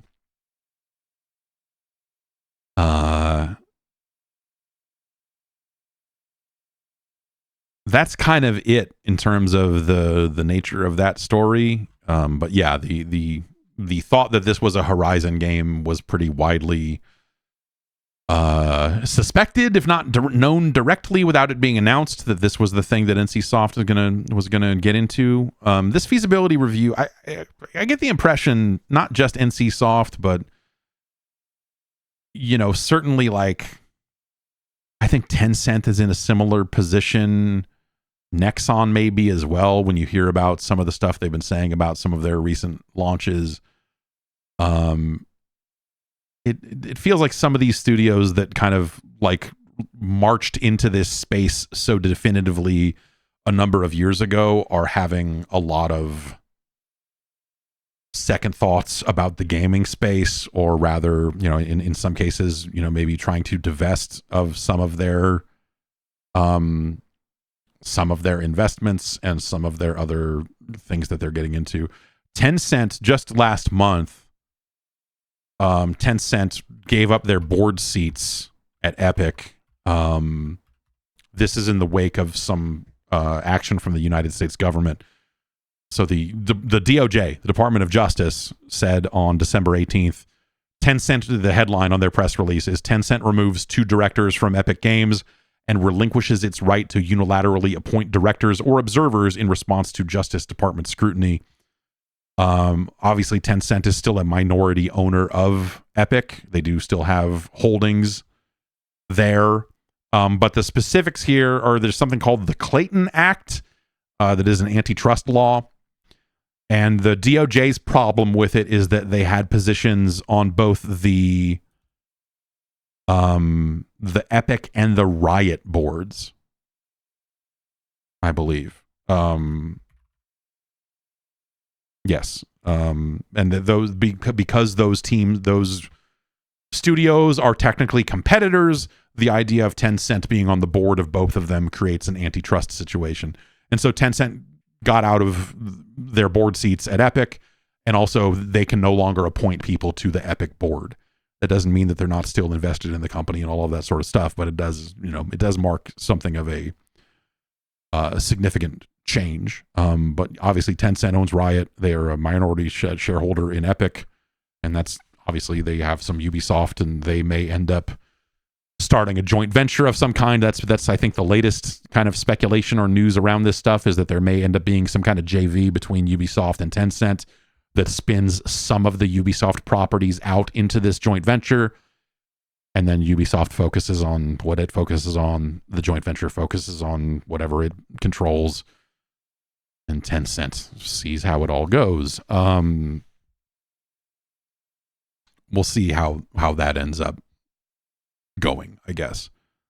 But like that space feels like it is very dramatically changing, and obviously DOJ's interest in this sort of antitrust and all of this stuff is kind of dependent on the administration in charge. And, obviously there was just a big changeover here in the States around that. So the incoming administration may have different ideas about that stuff.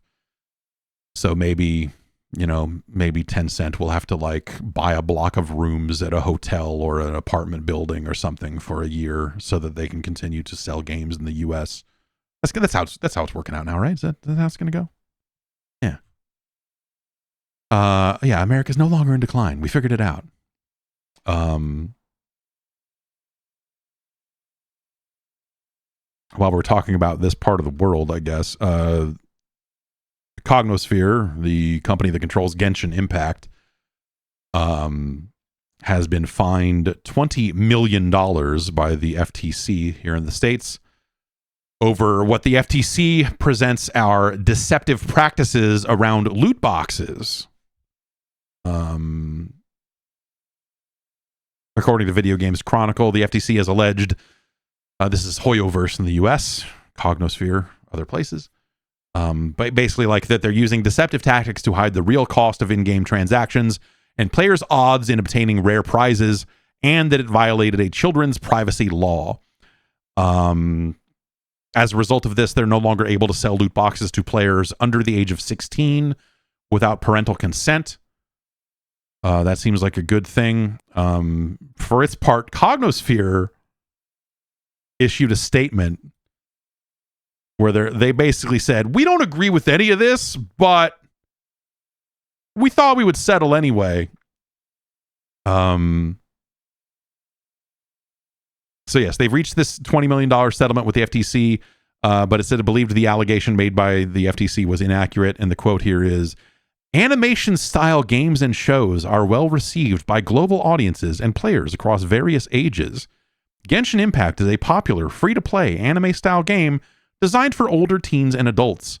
While we believe many of the FTC's allegations are inaccurate, we agreed to this settlement because we value the trust of our community and share a commitment to transparency for our players.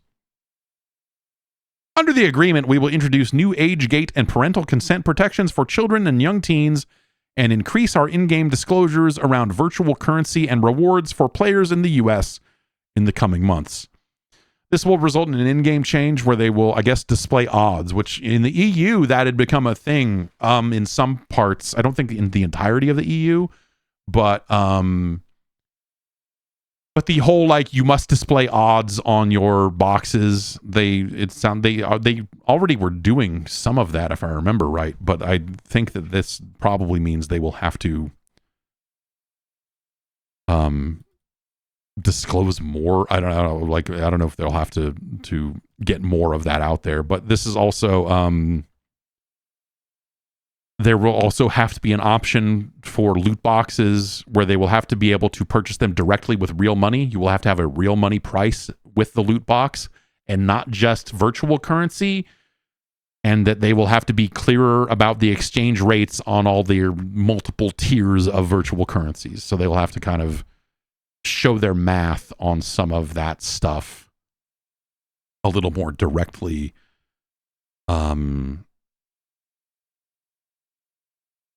And then the quote they have here from the FTC is, companies that deploy these dark pattern tactics will be held accountable if they deceive players, particularly kids and teens, about the true costs of in-game transactions. So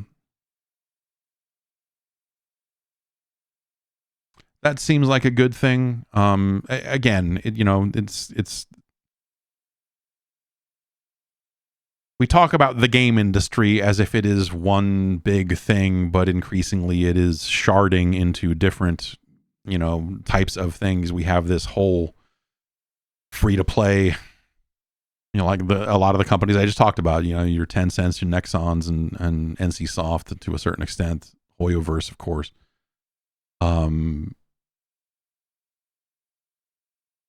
And, sometimes it feels like they are running a separate business entirely, that they're just selling a very different type of thing over there on that side of the business. And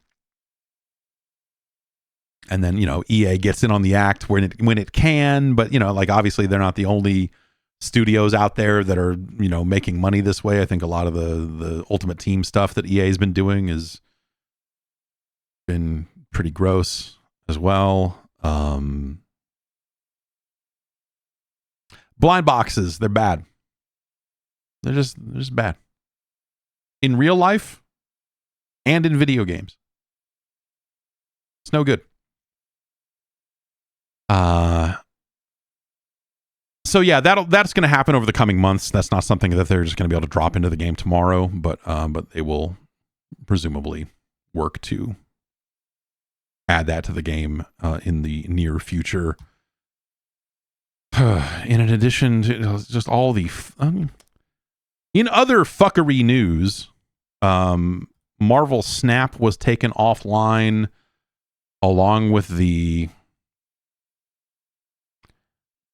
big dog and pony show that ByteDance put on around the banning of TikTok.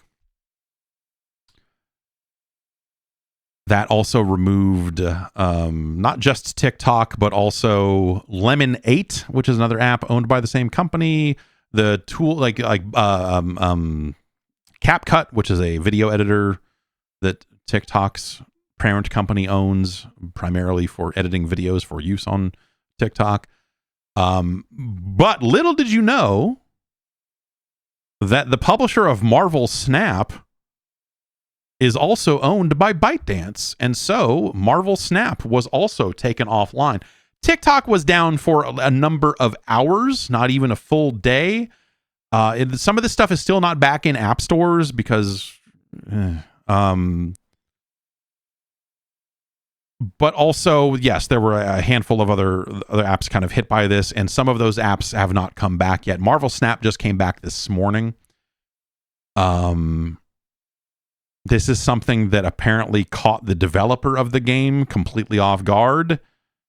And so they put out a thing on the 18th saying, like, Marvel Snap is temporarily unavailable in U.S. app stores and unavailable to play in the U.S. The outage is a surprise to us and wasn't planned.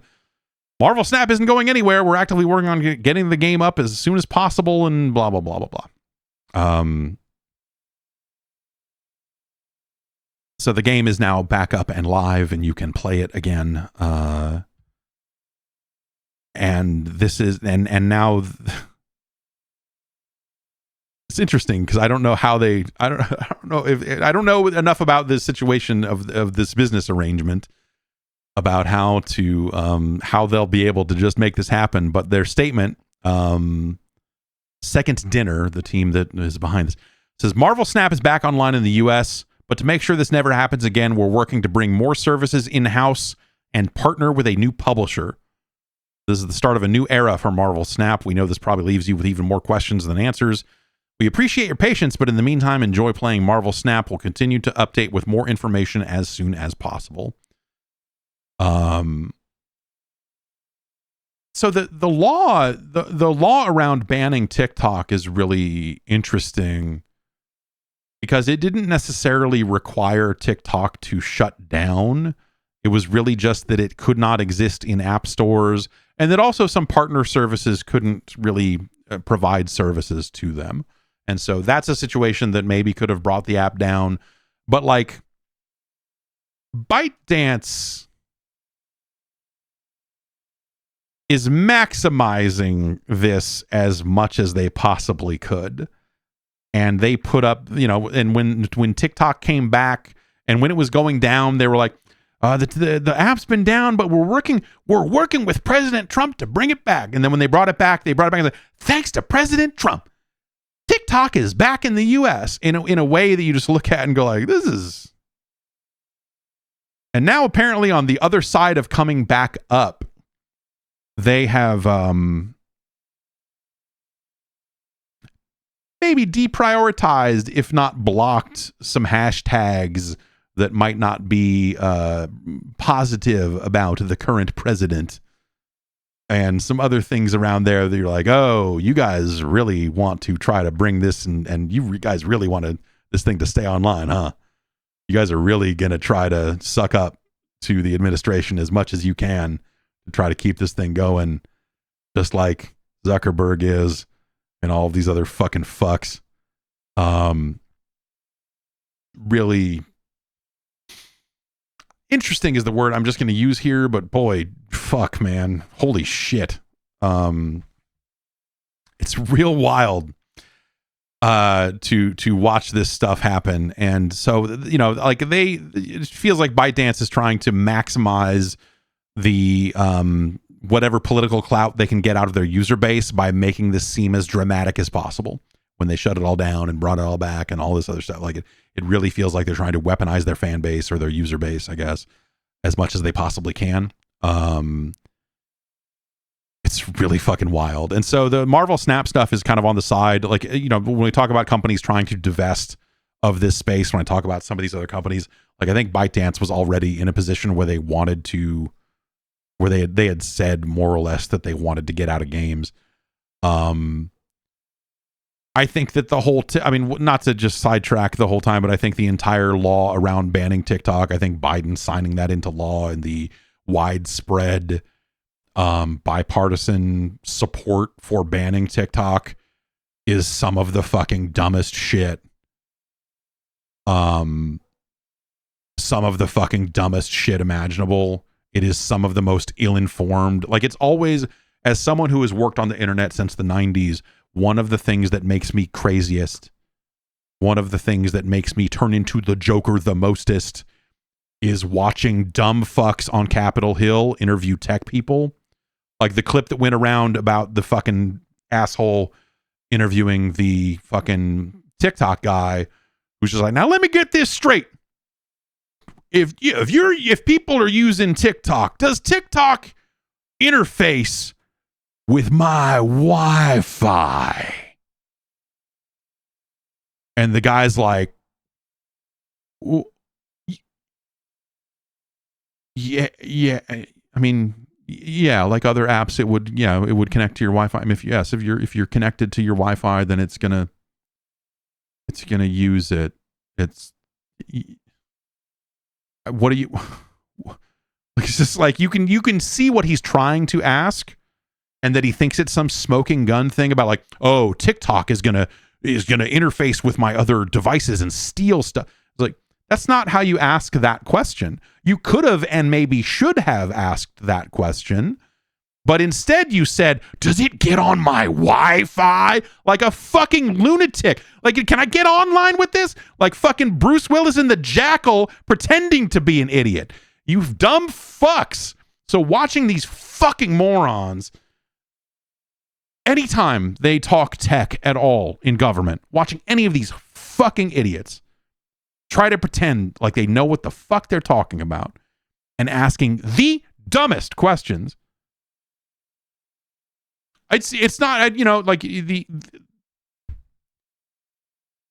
lot of people talk about age limits and term limits and a lot of this other stuff to try to get like younger people in power and try, and I generally agree with that. But it's got to be like there needs to be like a fucking baseline test about like, do you have any sense of how our modern world works whatsoever, or are you a fucking idiot? Like, what the fuck, man? Like, that stuff was just the stupidest shit. And so, and that is not a fucking right or left. That is again a bipartisan issue. There are a lot of dumb fucks in government. Period. And I think that like having these people ruling on what they think the internet is good at, and also like and just ruling by where the lobbyists are spending the most money is like, that's maybe the most American thing about all of it. Yay.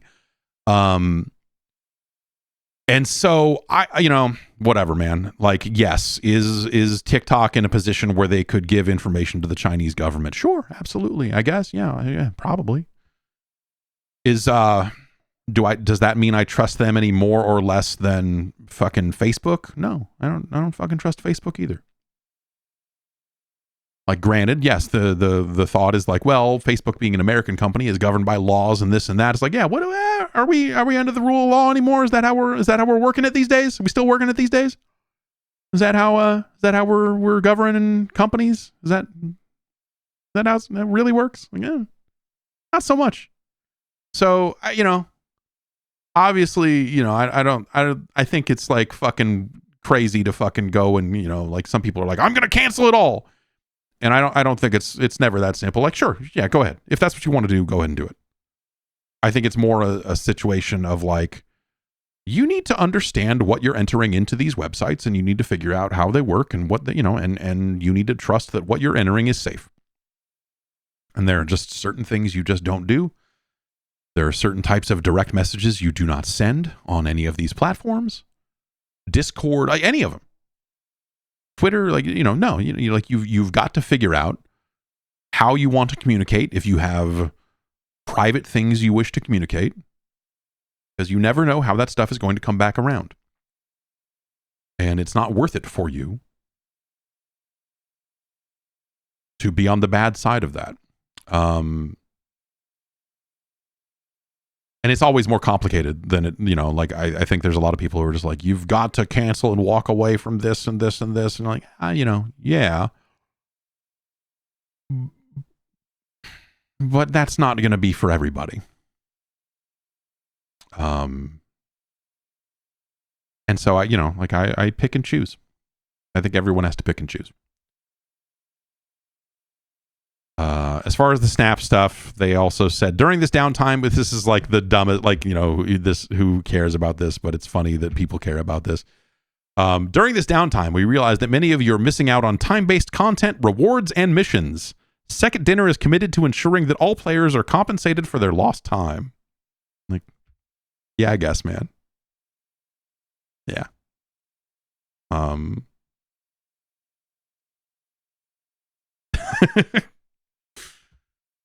But yeah, the Snap situation seems like a situation where ByteDance was already considering divesting of this publisher situation or being in games at all, and just hadn't. So, Marvel Snap got caught up in this, and presumably they will get out from under this and not have it happen again, I guess.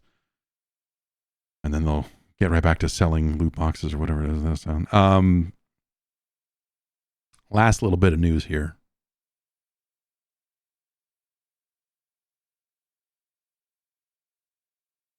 Katsuhiro Harada, who is a long-time Namco employee. You may know him as the man responsible for Tekken these days, the public face of Tekken, among other things. He does oversee a number of different franchises at Namco these days, from the sounds of things. He is, according to LinkedIn, an executive game director, chief producer, and general manager. Speaking of LinkedIn, he got on LinkedIn and said he's looking for a job. Hashtag open to work. Which had a lot of people going, fucking what? And in a post that appeared on LinkedIn, says, I would like to broaden my horizons by connecting with more people as I look toward the future. I'm interested in roles such as executive producer, executive game director, vice president, business development executive, and marketing. And so people saw that and went, oh shit, did Harada get laid off? What the hell is happening? Why what the heck is going on? I think I've seen that exact verbiage before. So there's a toggle on LinkedIn that you can press that says, I'm looking for a job. And I think what it will do is it will, if you are employed somewhere and you're still looking for work, it's a thing you can push that will not actually show that to people who work with you. Which obviously they could see it another way, and it's not some big secret. It's like a stupid thing, but like this post reads like it was written by an automated thing that puts a little hashtag open to work thing on your profile picture, and then generates like a pre-generated thing. And so it doesn't look like he sat down and said like, I'm looking for a job. I don't think he typed this out, or anything of that nature. People, of course, then went and asked him about it on social media. And then he said, like, the thing he said is even weirder. I don't know. He said, oh, don't worry about this. I meet a lot of people on a regular basis, but I don't actually have that many friends in my private world. LOL. I just want to meet more people and expand my horizons in the future. I can talk to a lot of people when I turn this option on. Just that. So that's Harada would not be the first person in the world to not have any idea how the fuck LinkedIn works, because who the fuck wants to? You don't want to know how LinkedIn works. No one wants to know how LinkedIn works. LinkedIn's a fucking shit show. But he probably clicked the button saying, "Yeah, I'm looking for a job." Who knows why? Like, maybe he is just like trying to hear from more people. Because, if you're a high, headhunters and other people will potentially contact you if you are, potentially looking for work or whatever. But like, I don't like this. This doesn't seem like a good way to meet people. I don't understand what he's actually getting at here. This also doesn't seem how. Like that's not how LinkedIn works on either side of it. I'm not sure what's going on. I'm willing to chalk it up to whatever. I'm going to currently chalk it up to dude just doesn't know how LinkedIn works. Maybe is not even looking for a job, was just like fucking around on LinkedIn. Sometimes I fuck around on LinkedIn and clicked one too many buttons and suddenly set off this this firestorm. Or maybe he wants to get out. Or maybe he's renegotiating his contract at Namco and wanted to send a message that he is willing to get out if that's what it takes. Who knows? We don't really know what's going on behind the scenes or anything of that nature. So who can say? Either way, he's saying, don't worry about it. Which again, I don't think you're going to meet a lot of new people by just being listed as open to work on LinkedIn. But you know. Who can say? Who can say, really? And that's going to do it for the news. Kind of a lot. Kind of a lot this week, which was nice, you know? Like not a ton of CES stuff per se, but, you know, like just little bits and pieces and what else?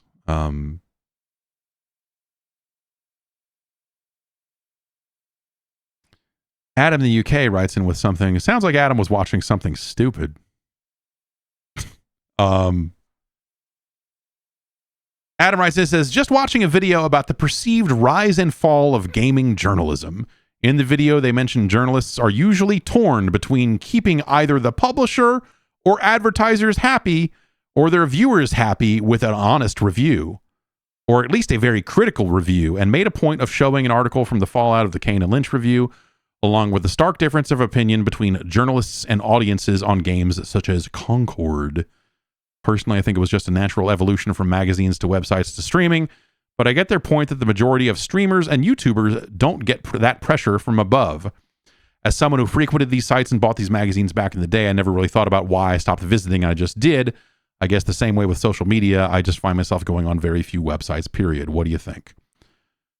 Well, I have not seen the video, but that's not how it worked at all. Like there was never any perceived pressure from either end of it. Like I never got pressure from publishers or advertisers to give a certain score because I did not tell them what the score was until it was already up. There was zero pressure. You would occasionally have some people sniffing around going like, hey, what are you giving that game? And you're like, still working on it. And as far as keeping audiences happy, no. What the fuck? No. If you have an audience that's going to be made happy by like a positive review and then they go out and buy the game and find that the game is not nearly as good as you said it was, that's a fucking terrible way to run a fucking business. Like that's not how reviews work at all. If you want to be a trustworthy reviewer, write reviews and fucking give your fucking honest opinion about it. Period. That's it. That's the job. Like, even as I rose up the totem pole and became the person who would meet with more people in the company because I was a leader in the organization, that was still not a situation where I was getting pressure from situations. At most, I would know like, oh, we are running ads for this game. And then I'm usually not even reviewing that game. I'm not going to the reviewer and saying, hey, a lot of Ratchet and Clank ads running on the website. So if you could... Like, that's not a fucking thing, dude. You would never do that because if your publication doesn't have the trust of its audience, it doesn't have anything. It does not have anything. And so if you bend to those advertisers, you're going to piss off your audience. And if you don't have the audience, then the advertisers are going to leave it too anyway because they're not going to be able to reach enough people to be worth buying, and vice versa. If you are nice to the games, and the idea that like being nice to a game is going to be something, or that being overly critical to a game is something that's going to please the audience, that's not true either. The fucking worst fanboys wanted you to give the highest scores imaginable. The incentives for that are completely fucked. And so the very idea that a reviewer was ever in a position to be like, oh, I've got to make sure I do this. The smaller publications that did not have these built-in firewalls of people in the middle who said like, okay, I can know all this information in the middle and I'm going to very deliberately not tell these people about it because they don't need to know. those smaller publications traditionally were the ones that were very easy to press and apply that pressure to, because an organization that's 2 people that isn't used to getting things for free, I saw this so many times back then in the pre-influencer era, that you would have a small outlet that, like, the PR person would be able to play that leverage game. And I heard about a few examples of this happening where it'd be like, okay, well, we sent you this game. It sure would be a shame if we couldn't send you games anymore. Or, hey, we sent this GPU and we hope you really like it. We didn't send out a lot of them. And it's, we'd love to continue working with you in the future. And so, like, those smaller publications were way more in the line of fire for that type of shit, even if they didn't have the clout. And so it was never about advertising. It was never about ad dollars per se. It was a straight up, like, we send you games. You are only able to matter in this space because of companies that are sending you games early, because otherwise you would go out and buy them, and you are not wealthy enough as a publication to go out and buy them all. So you are completely reliant on this relationship, and thus the other end of that relationship is in a position to apply pressure. And even then, I didn't really hear about that happening all that often. It was just a couple of isolated situations of, like, smaller publications getting pressured. Now extrapolate that to today. Everyone likes to say, oh, there's no pressure from above because now it's just an individual shooting you straight, buddy, giving it to you raw on YouTube. Those people are dealing directly with influencer managers and teams of people on the other ends of this that work at all these companies. They have no protection, no one in the middle. Some of them will have an agent or something like that in the middle, but, like, by and large, if they're out there doing sponsored streams, if they're out there doing, like, this sort of stuff, they end up in a situation where it's like, oh, well, hey, we're not going to tell you what to, and I think it's inherent to the thing. They don't even have to say this, right? But I think there is an aspect to this of, like, if you're going to do a sponsored stream, and they always say, like, you can give your honest opinion. Like, yeah, you can. What if you fucking hate that game? Are they going to come back to you with more games?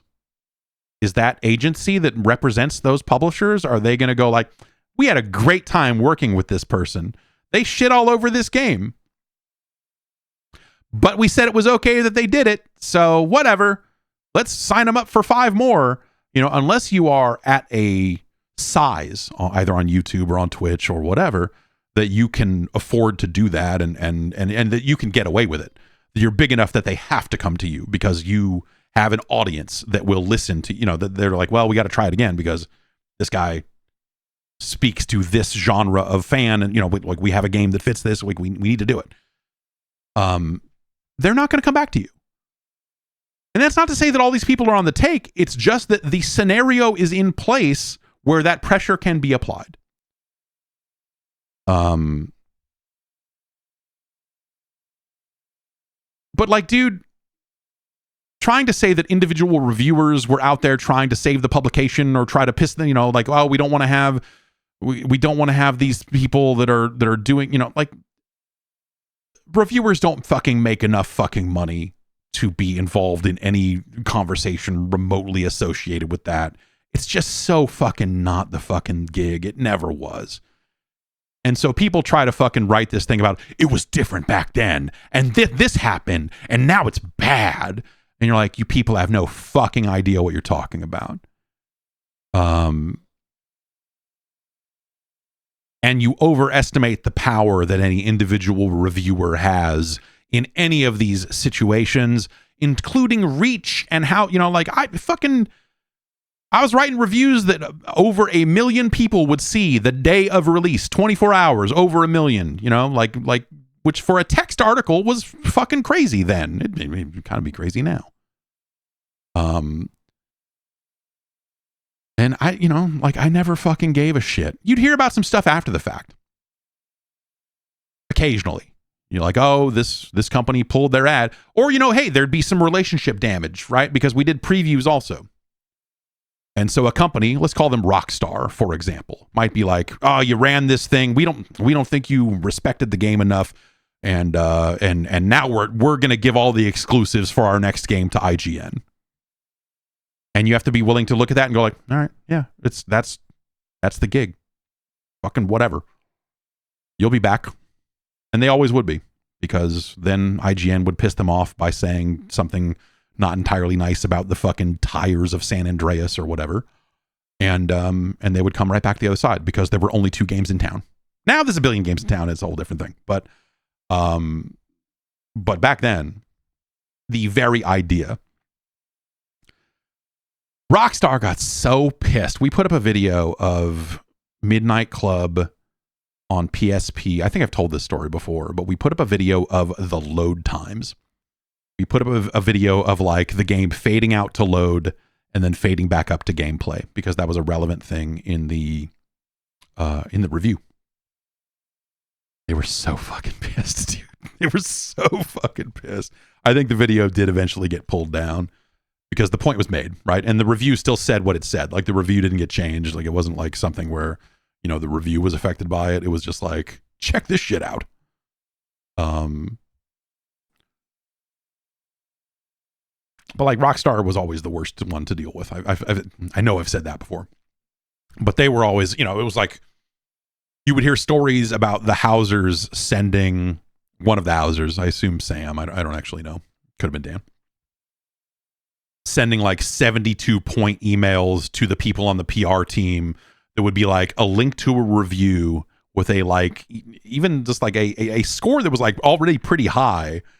And then in like 72 font, just like, fix this. Like, fuck off, dude.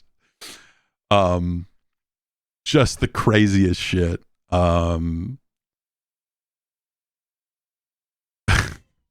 Just stupid stuff. But like that was never, like the thing with even Rockstar, who would oftentimes be the most like difficult to deal with in those situations, because they could afford to be difficult to deal with, right?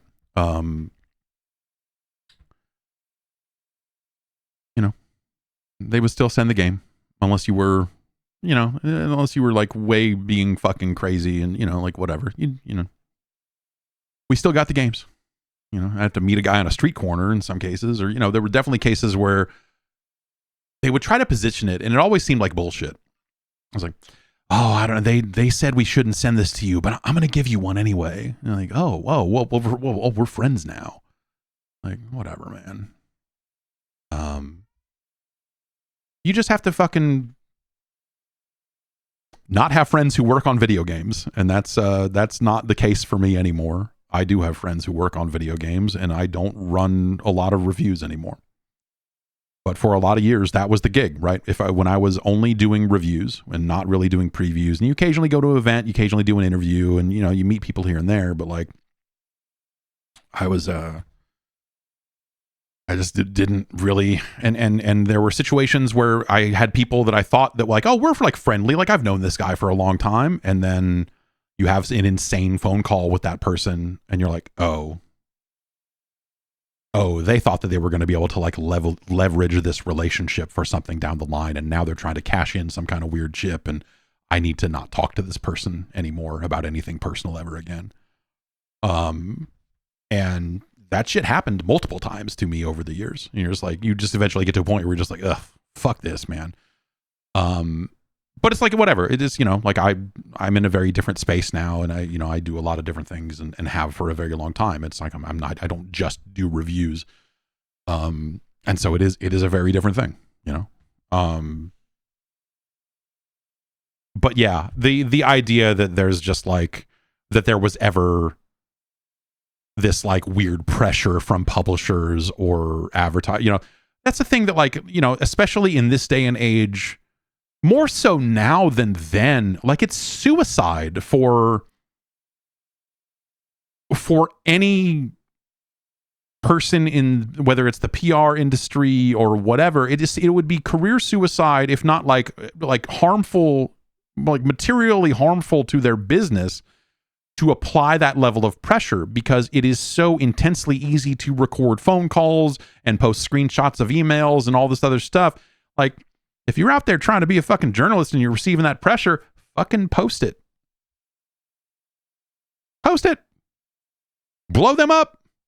They deserve it if they're trying to pull that shit with you. Blow them up. If it's really happening. If it's really happening out there. Prove it. Should be easy.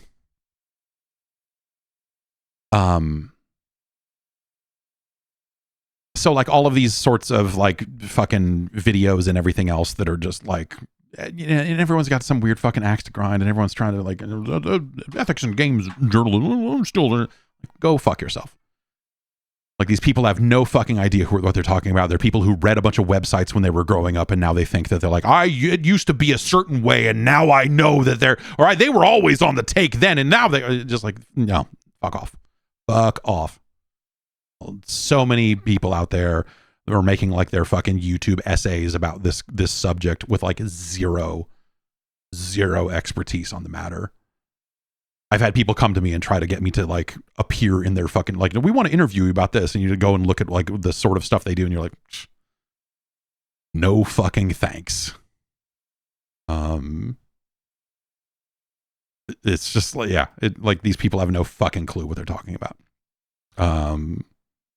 And I don't even know what this video is like. So I would just say, fucking watch better videos. Like, don't fucking waste your time on this bullshit.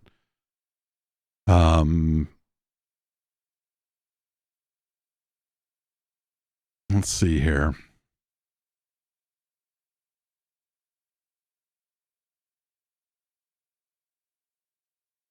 Chop writes in and asks, how boned is Nintendo if a tariff gets slapped on before the Switch 2 launches? Is the price point that important, or will people buy anything Nintendo at any cost?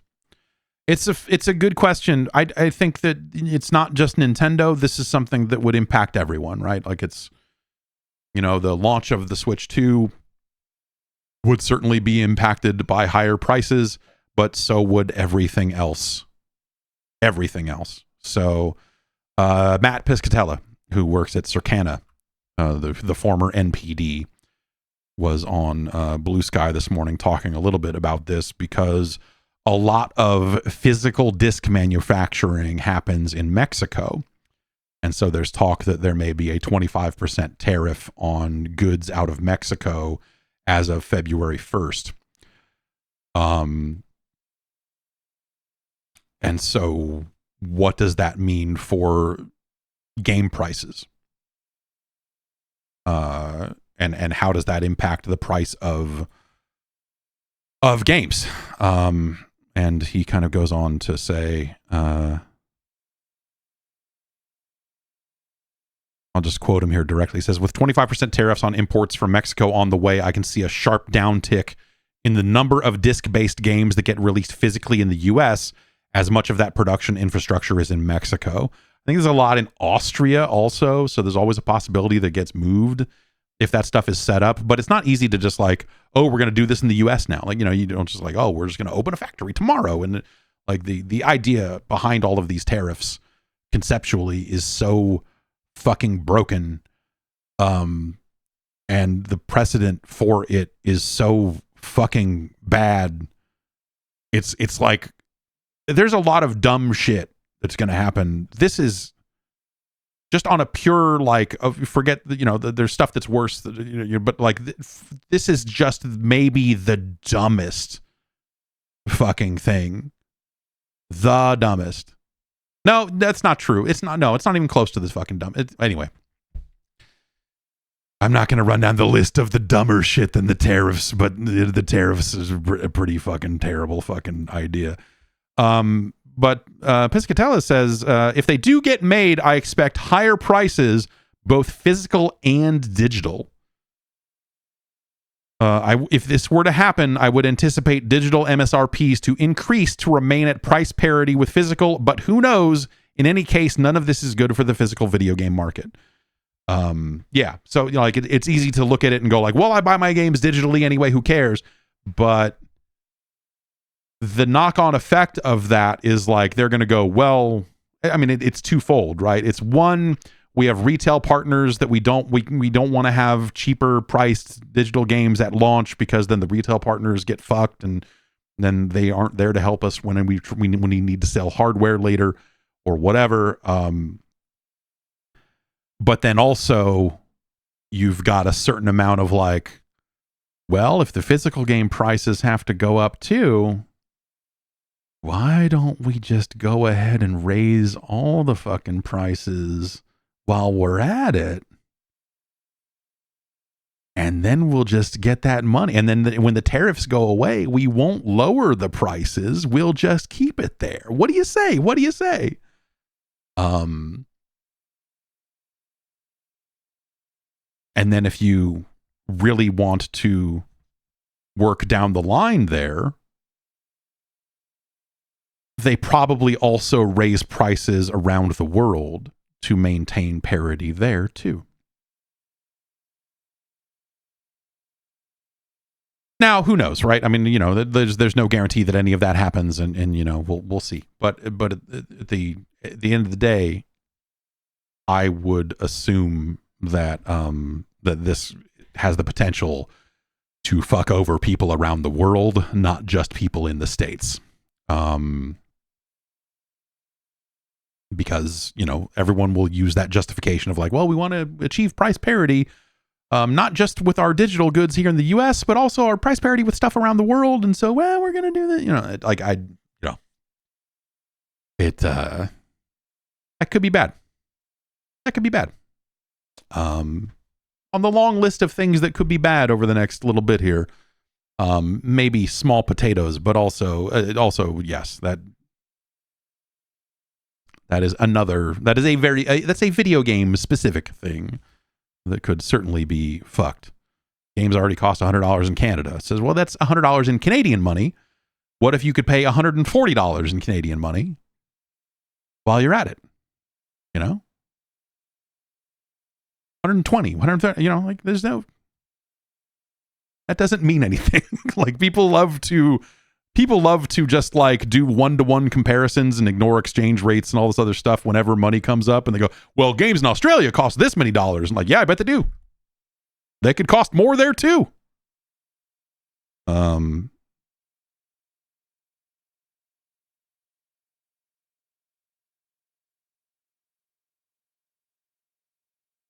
Let's see here.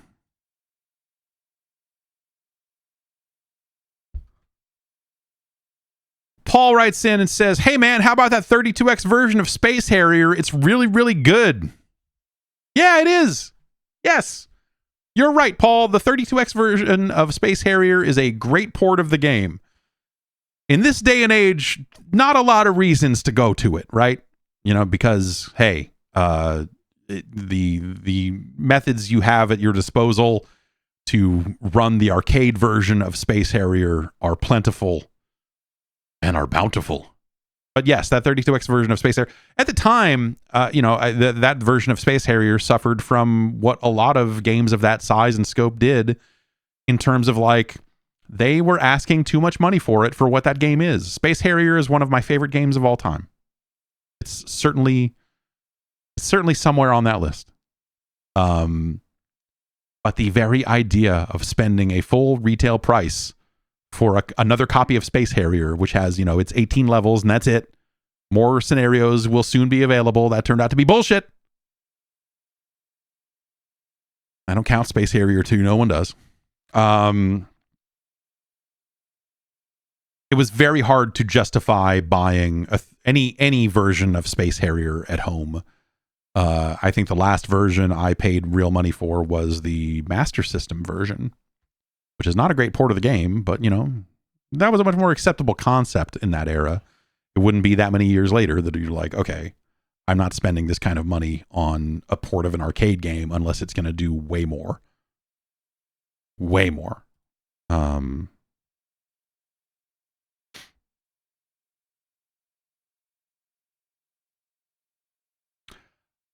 Lauren writes in and says, I'm confused and curious. Maybe you can help. Why isn't the Switch the lead console? Unless Wikipedia is lying to me, as it sold more units than the current Sony and Microsoft consoles combined by a considerable margin. Chasing extremely high-res realistic graphics seems to be something no developer wants, and most consumers don't prioritize. It costs a lot of money and leads to massively ballooning teams that then go through massive waves of layoffs, whether the game performs well or not.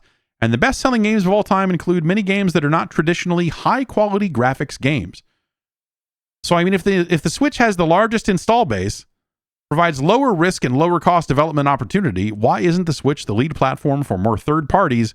Why do they target consoles with lower sales and higher development costs? So, I mean, the reason comes down to a lot of capability and a lot of the differences between the Switch hardware and developing for Switch as opposed to developing for every other platform. Developing for x86 platforms in this case. I do think this can change, and I do that's what we were talking about earlier, is that, you know, the launch of the Switch 2 provides a kind of clean slate opportunity for developers to maybe rethink some of this stuff. Based on, you know, their estimates about how well they think the Switch 2 will sell and all of that sort of stuff. But at the end of the day, you know, developers are trying to cram a big game into a small hole, and the Switch's hole got smaller and smaller as time went on. You know, as that device became older and older and older, this many years on, like, yes, it has a huge install base, but also it wasn't always the case, and it isn't always the case, that third-party games sold dramatically well on that platform. So you would have a situation where you're like, oh yeah, you spent a lot of money on this port, but like, Switch users weren't really looking for that type of game, and, you know, they aren't really, you know, some of them are here for first-party Nintendo games and small indie games and so on and so forth. And so that was the thing that I think traditionally kind of held back that sort of thing from taking hold on the Switch. But like I said, I think that, you know, this many years later, as we've seen development costs continue to skyrocket, again, for a variety of reasons, it is not nearly as simple as just like, graphics are better, so now the games cost too much. Like, there's way more going on. So I don't want to be reductive about that specific aspect of this, because I think a lot of people try to boil it down to that, and that's incorrect. But again, the launch of a new platform with, you know, and kind of different priorities around this stuff does provide the potential for things to change, and I wonder if they will. And I wonder if they should. That's, I think, the largest thing about my thoughts about the Switch 2 is that maybe they should. Maybe the time is now. Maybe this is this something that can help fix this ongoing problem? Potentially. Maybe.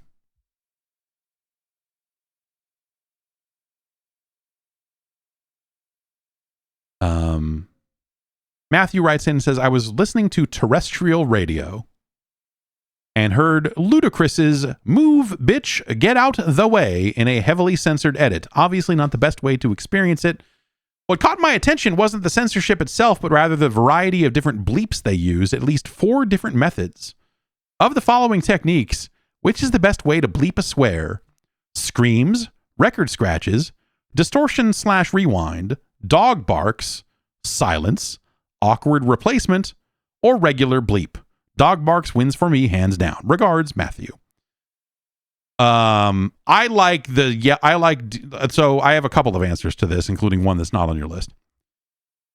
I like the way the DMX radio edits. I am on the record as saying that I think a lot of the DMX radio edits, particularly for Party Up,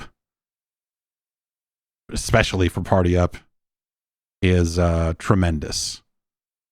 You know, just like having DMX ad libs, whether that's him going, come on, you know, or whatever, over some of the swears, you know, or woo, like it's a great one. It's a great one.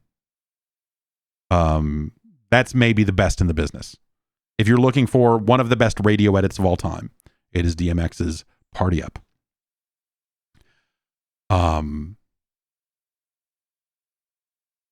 I like it when songs get re-recorded with completely different lyrics because it's so interesting to watch these artists contort their work into these different forms. That doesn't happen very often, if at all, anymore.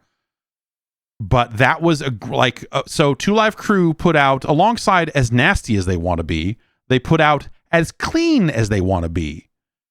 And so you can listen to Funk Shop. And it's amazing. Yes, Purple Hills instead of Purple Pills by D12 is another good one. That was kind of maybe the end of that era. I feel like that was starting to, kind of come to an end. And most artists don't do that anymore. Because the outlets aren't there that require it as much. And like people don't listen to terrestrial radio all that much anymore. So they're just like, well, we're not going to spend a bunch of extra work to make these clean versions of these songs because they're just the demand is not quite there anymore. So it just doesn't happen the same way it used to. NWA, like there are clean versions of a lot of the songs on Straight Outta Compton. There's a clean version of Straight Outta Compton and this stuff is kind of hard to find. A lot of that stuff doesn't exist on streaming services. And when you do find clean versions of these albums, they went back and redid them and just went and just blanked out the curses instead of like having the like radio friendly versions of the songs out there. And so that stuff is just kind of like hard to, it's you just don't see it as much. In that case, Fuck the Police just wasn't on that version of the album.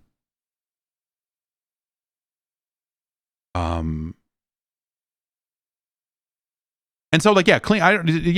So someone is saying that Chromacopia, the new Tyler, the Creator album came out with a clean version. Is it what I'm talking about? Did he re-record the songs or did it just, because clean versions of his albums exist all over the place, but they're usually not re-records. They're or rewrites. They blank them out. They do whatever. Anyway. So I'm a big fan of As Clean As They Want to Be, the Two Live Crew classic. There was an era there where DJ Premier was scratching like it's the humanoid being picked up in Defender noise. That little jingle of a human being picked up by a lander in Defender, and he was scratching that as over the tops of the curses. And it's fucking cool. And so there's like it was like a very specific era where like it was like some Method Man songs that had it, and like I want to say it was like one of the songs that was like Limp Bizkit with Fred with Method Man that was maybe produced by Premiere or something like that. Nagoya Shot asks, did they ever do a clean version of Throw the Dick by Two Live Crew? Yes, of course they did. I have to imagine you know that, but yes, Throw the D is in a lot of cases the more popular version of the song.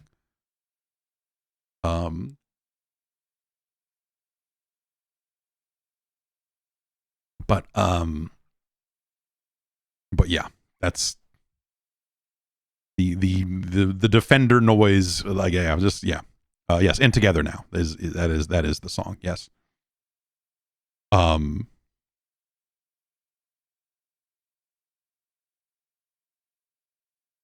Jim writes in with just a subject line. Is Too Human a bad game or just misunderstood? It's neither. It's a very middling game. I say that as someone who played a lot of Too Human when I reviewed it. Like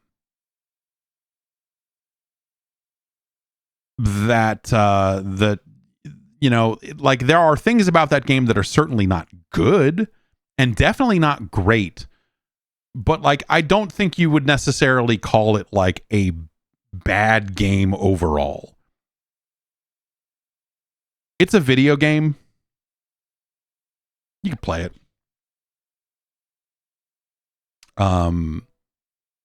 They had ideas about how to adapt a Diablo style game to console in a way, in an era when that hadn't been done as many times as it has now.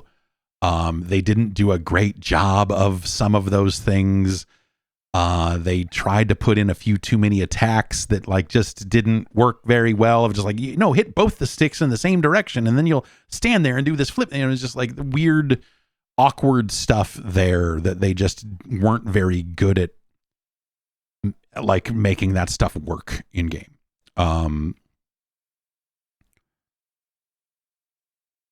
Too Human is just like it's at best middle of the road.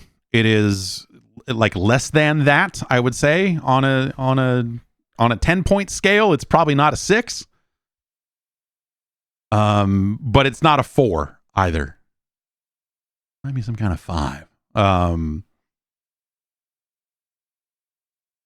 But like there are certainly worse games out there than Too Human.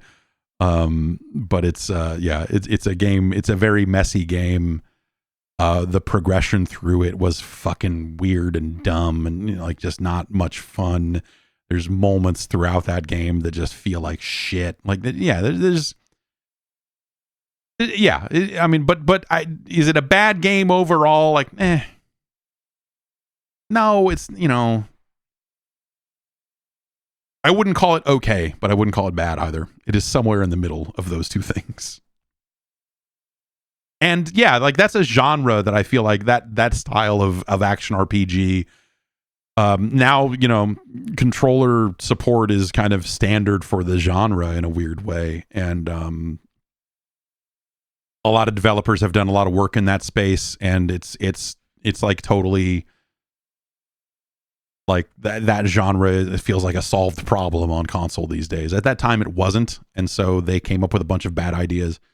But also I think the setting of that game was just stupid. The story of it, like there's just so much around it that obviously the death animation was an hour long.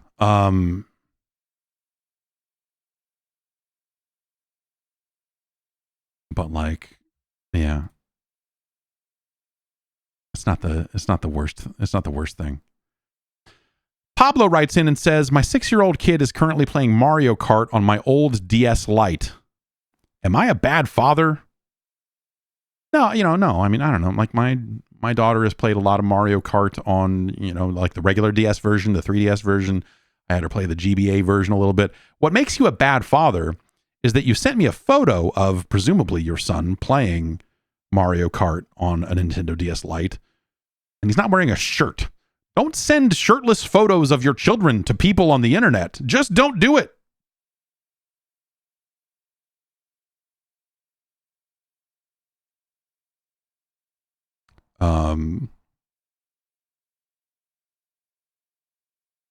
Let's see here.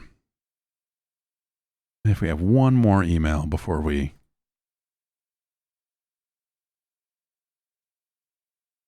Mark from Scotland writes in and says, does the announcement of mouse functionality for the Switch 2, announcement is maybe a bold term, but sure.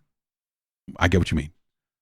Does it make you hopeful for a Mario Maker resurgence after the disappointment of the Switch version with no proper stylus control? We'll see. Nintendo just has been so dedicated to not supporting Mario Maker in the ways that they should have. One or two, that the idea of them making a Mario Maker 3 feels insane to me.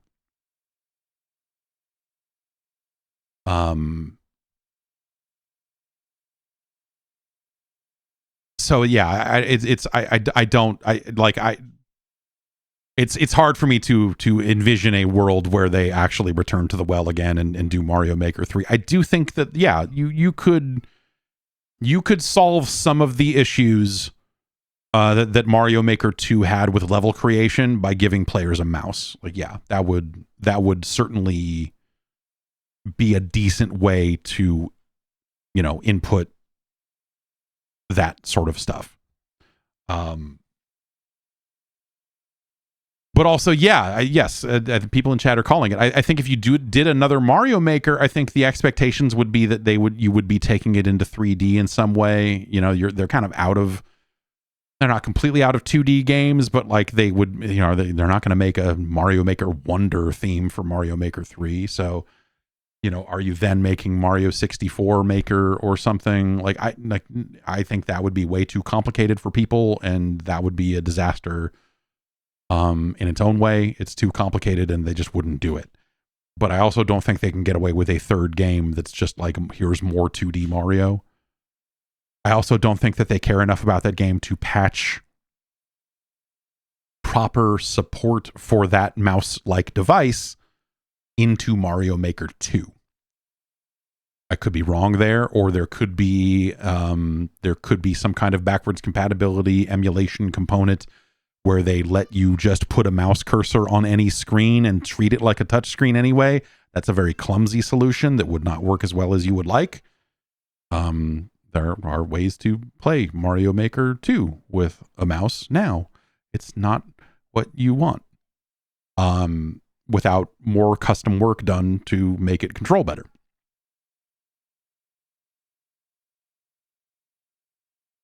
You know, maybe do a Kirby Maker. I don't know. Like, what other 2D thing could they do? I don't think Zelda is a very interesting one of those. Someone out there is making their indie fake Zelda Maker game that's on Steam, I think. Yeah, maybe Metroid. Maybe you could do Metroid. I think the complicated nature and the size of a general Metroid world is kind of weird, and it would be too daunting for most players to make a full Metroid. And so I think that a Metroid Maker would probably end up being a pretty bad idea.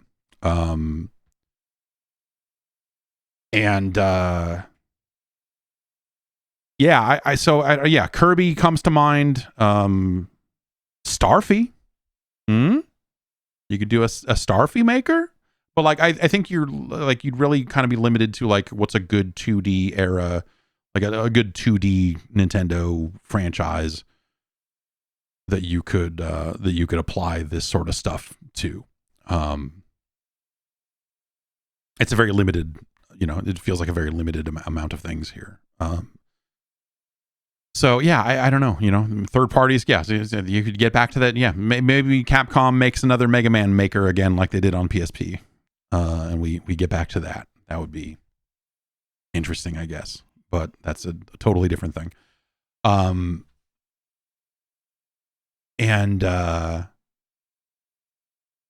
I mean, I would love to see them do it if they did it right, but I don't have any faith in them to do it right at this point, because of what Mario Maker 2 was and the way that Mario Maker 2 was supported and the way that Nintendo kind of like anytime anyone has a weird glitch that they're using to do fun things with the level creator, they always just fucking ripped it out, yanked the levels down and shut it all down. Like the makers of Mario Maker, the people responsible for managing Mario Maker, like fucking hate fun. Instead of like, you know, it's something that like a smaller or more savvier dev would play into and go like, oh, you know, okay, people are doing really weird stuff, unintended stuff with our tools in Mario Maker 2. Is there a way that we can, okay, we need to make sure that this is not going to crash the game. And, you know, we have to make sure that this is actually going to fucking, you know, not fuck things up. But can we honor the spirit of this? Can we codify this and make this official and support this well? But like they, you know, either didn't have the dev support to actually like focus on the game that much, which sounds like they did not. And also, yeah, they were just, they were very choosy about the sorts of things that they allowed into that game, and they shut the rest all the way down in a way that was a real bummer. And that's part of the reason, you know, they certainly did that in Mario Maker 1 as well, but I still think Mario Maker 1 is just a better game. Because the things they rolled out for that game to support it over time ended up being better. Like the stuff in Mario Maker 2 about making worlds and everything else, like that stuff's neat. That stuff's really neat. But the level creation being as underwhelming as it is. I bought styluses for Mario Maker 2. It sucked, man. It was just a fucking chore to make levels on that thing. It was really disappointing. Yeah. So yeah, I don't know. I Mario Maker as a concept is still one of the best things. Period. It's one of the best things. Mario Maker 1 is an astounding fucking product. They fucking knocked it out of the park for like a cool first thing, and just fucking awesome. One of the best things they've ever made. But they, again, like they just, whether it's they're holding on too tight to the creation or what have you, like it just, when 2 came out, it just felt like superfluous, and the directions they went in to build on the first game for 2 were not the right directions. And yeah, it just it's a shame. It's a real shame. I would love to see them take another crack at it, but I think the things that they would need to change to make that thing awesome are things that they're maybe not quite so willing to do. So we will see. That's going to do it for the show. Thanks everybody for writing in. podcast@guard.bike is the email address. You can send in your emails to me and I will look at them. We'll be back next week with more. I think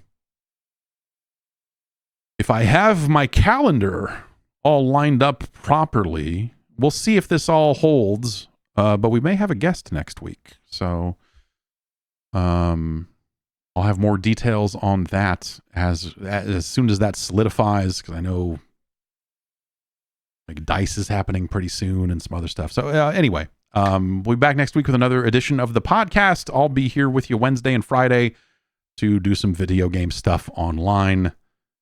And yeah, head over to patreon.com/Jeff Gerstmann for more details on an ad-free version of the show and bonus content and all that other stuff. And I will see you in the future.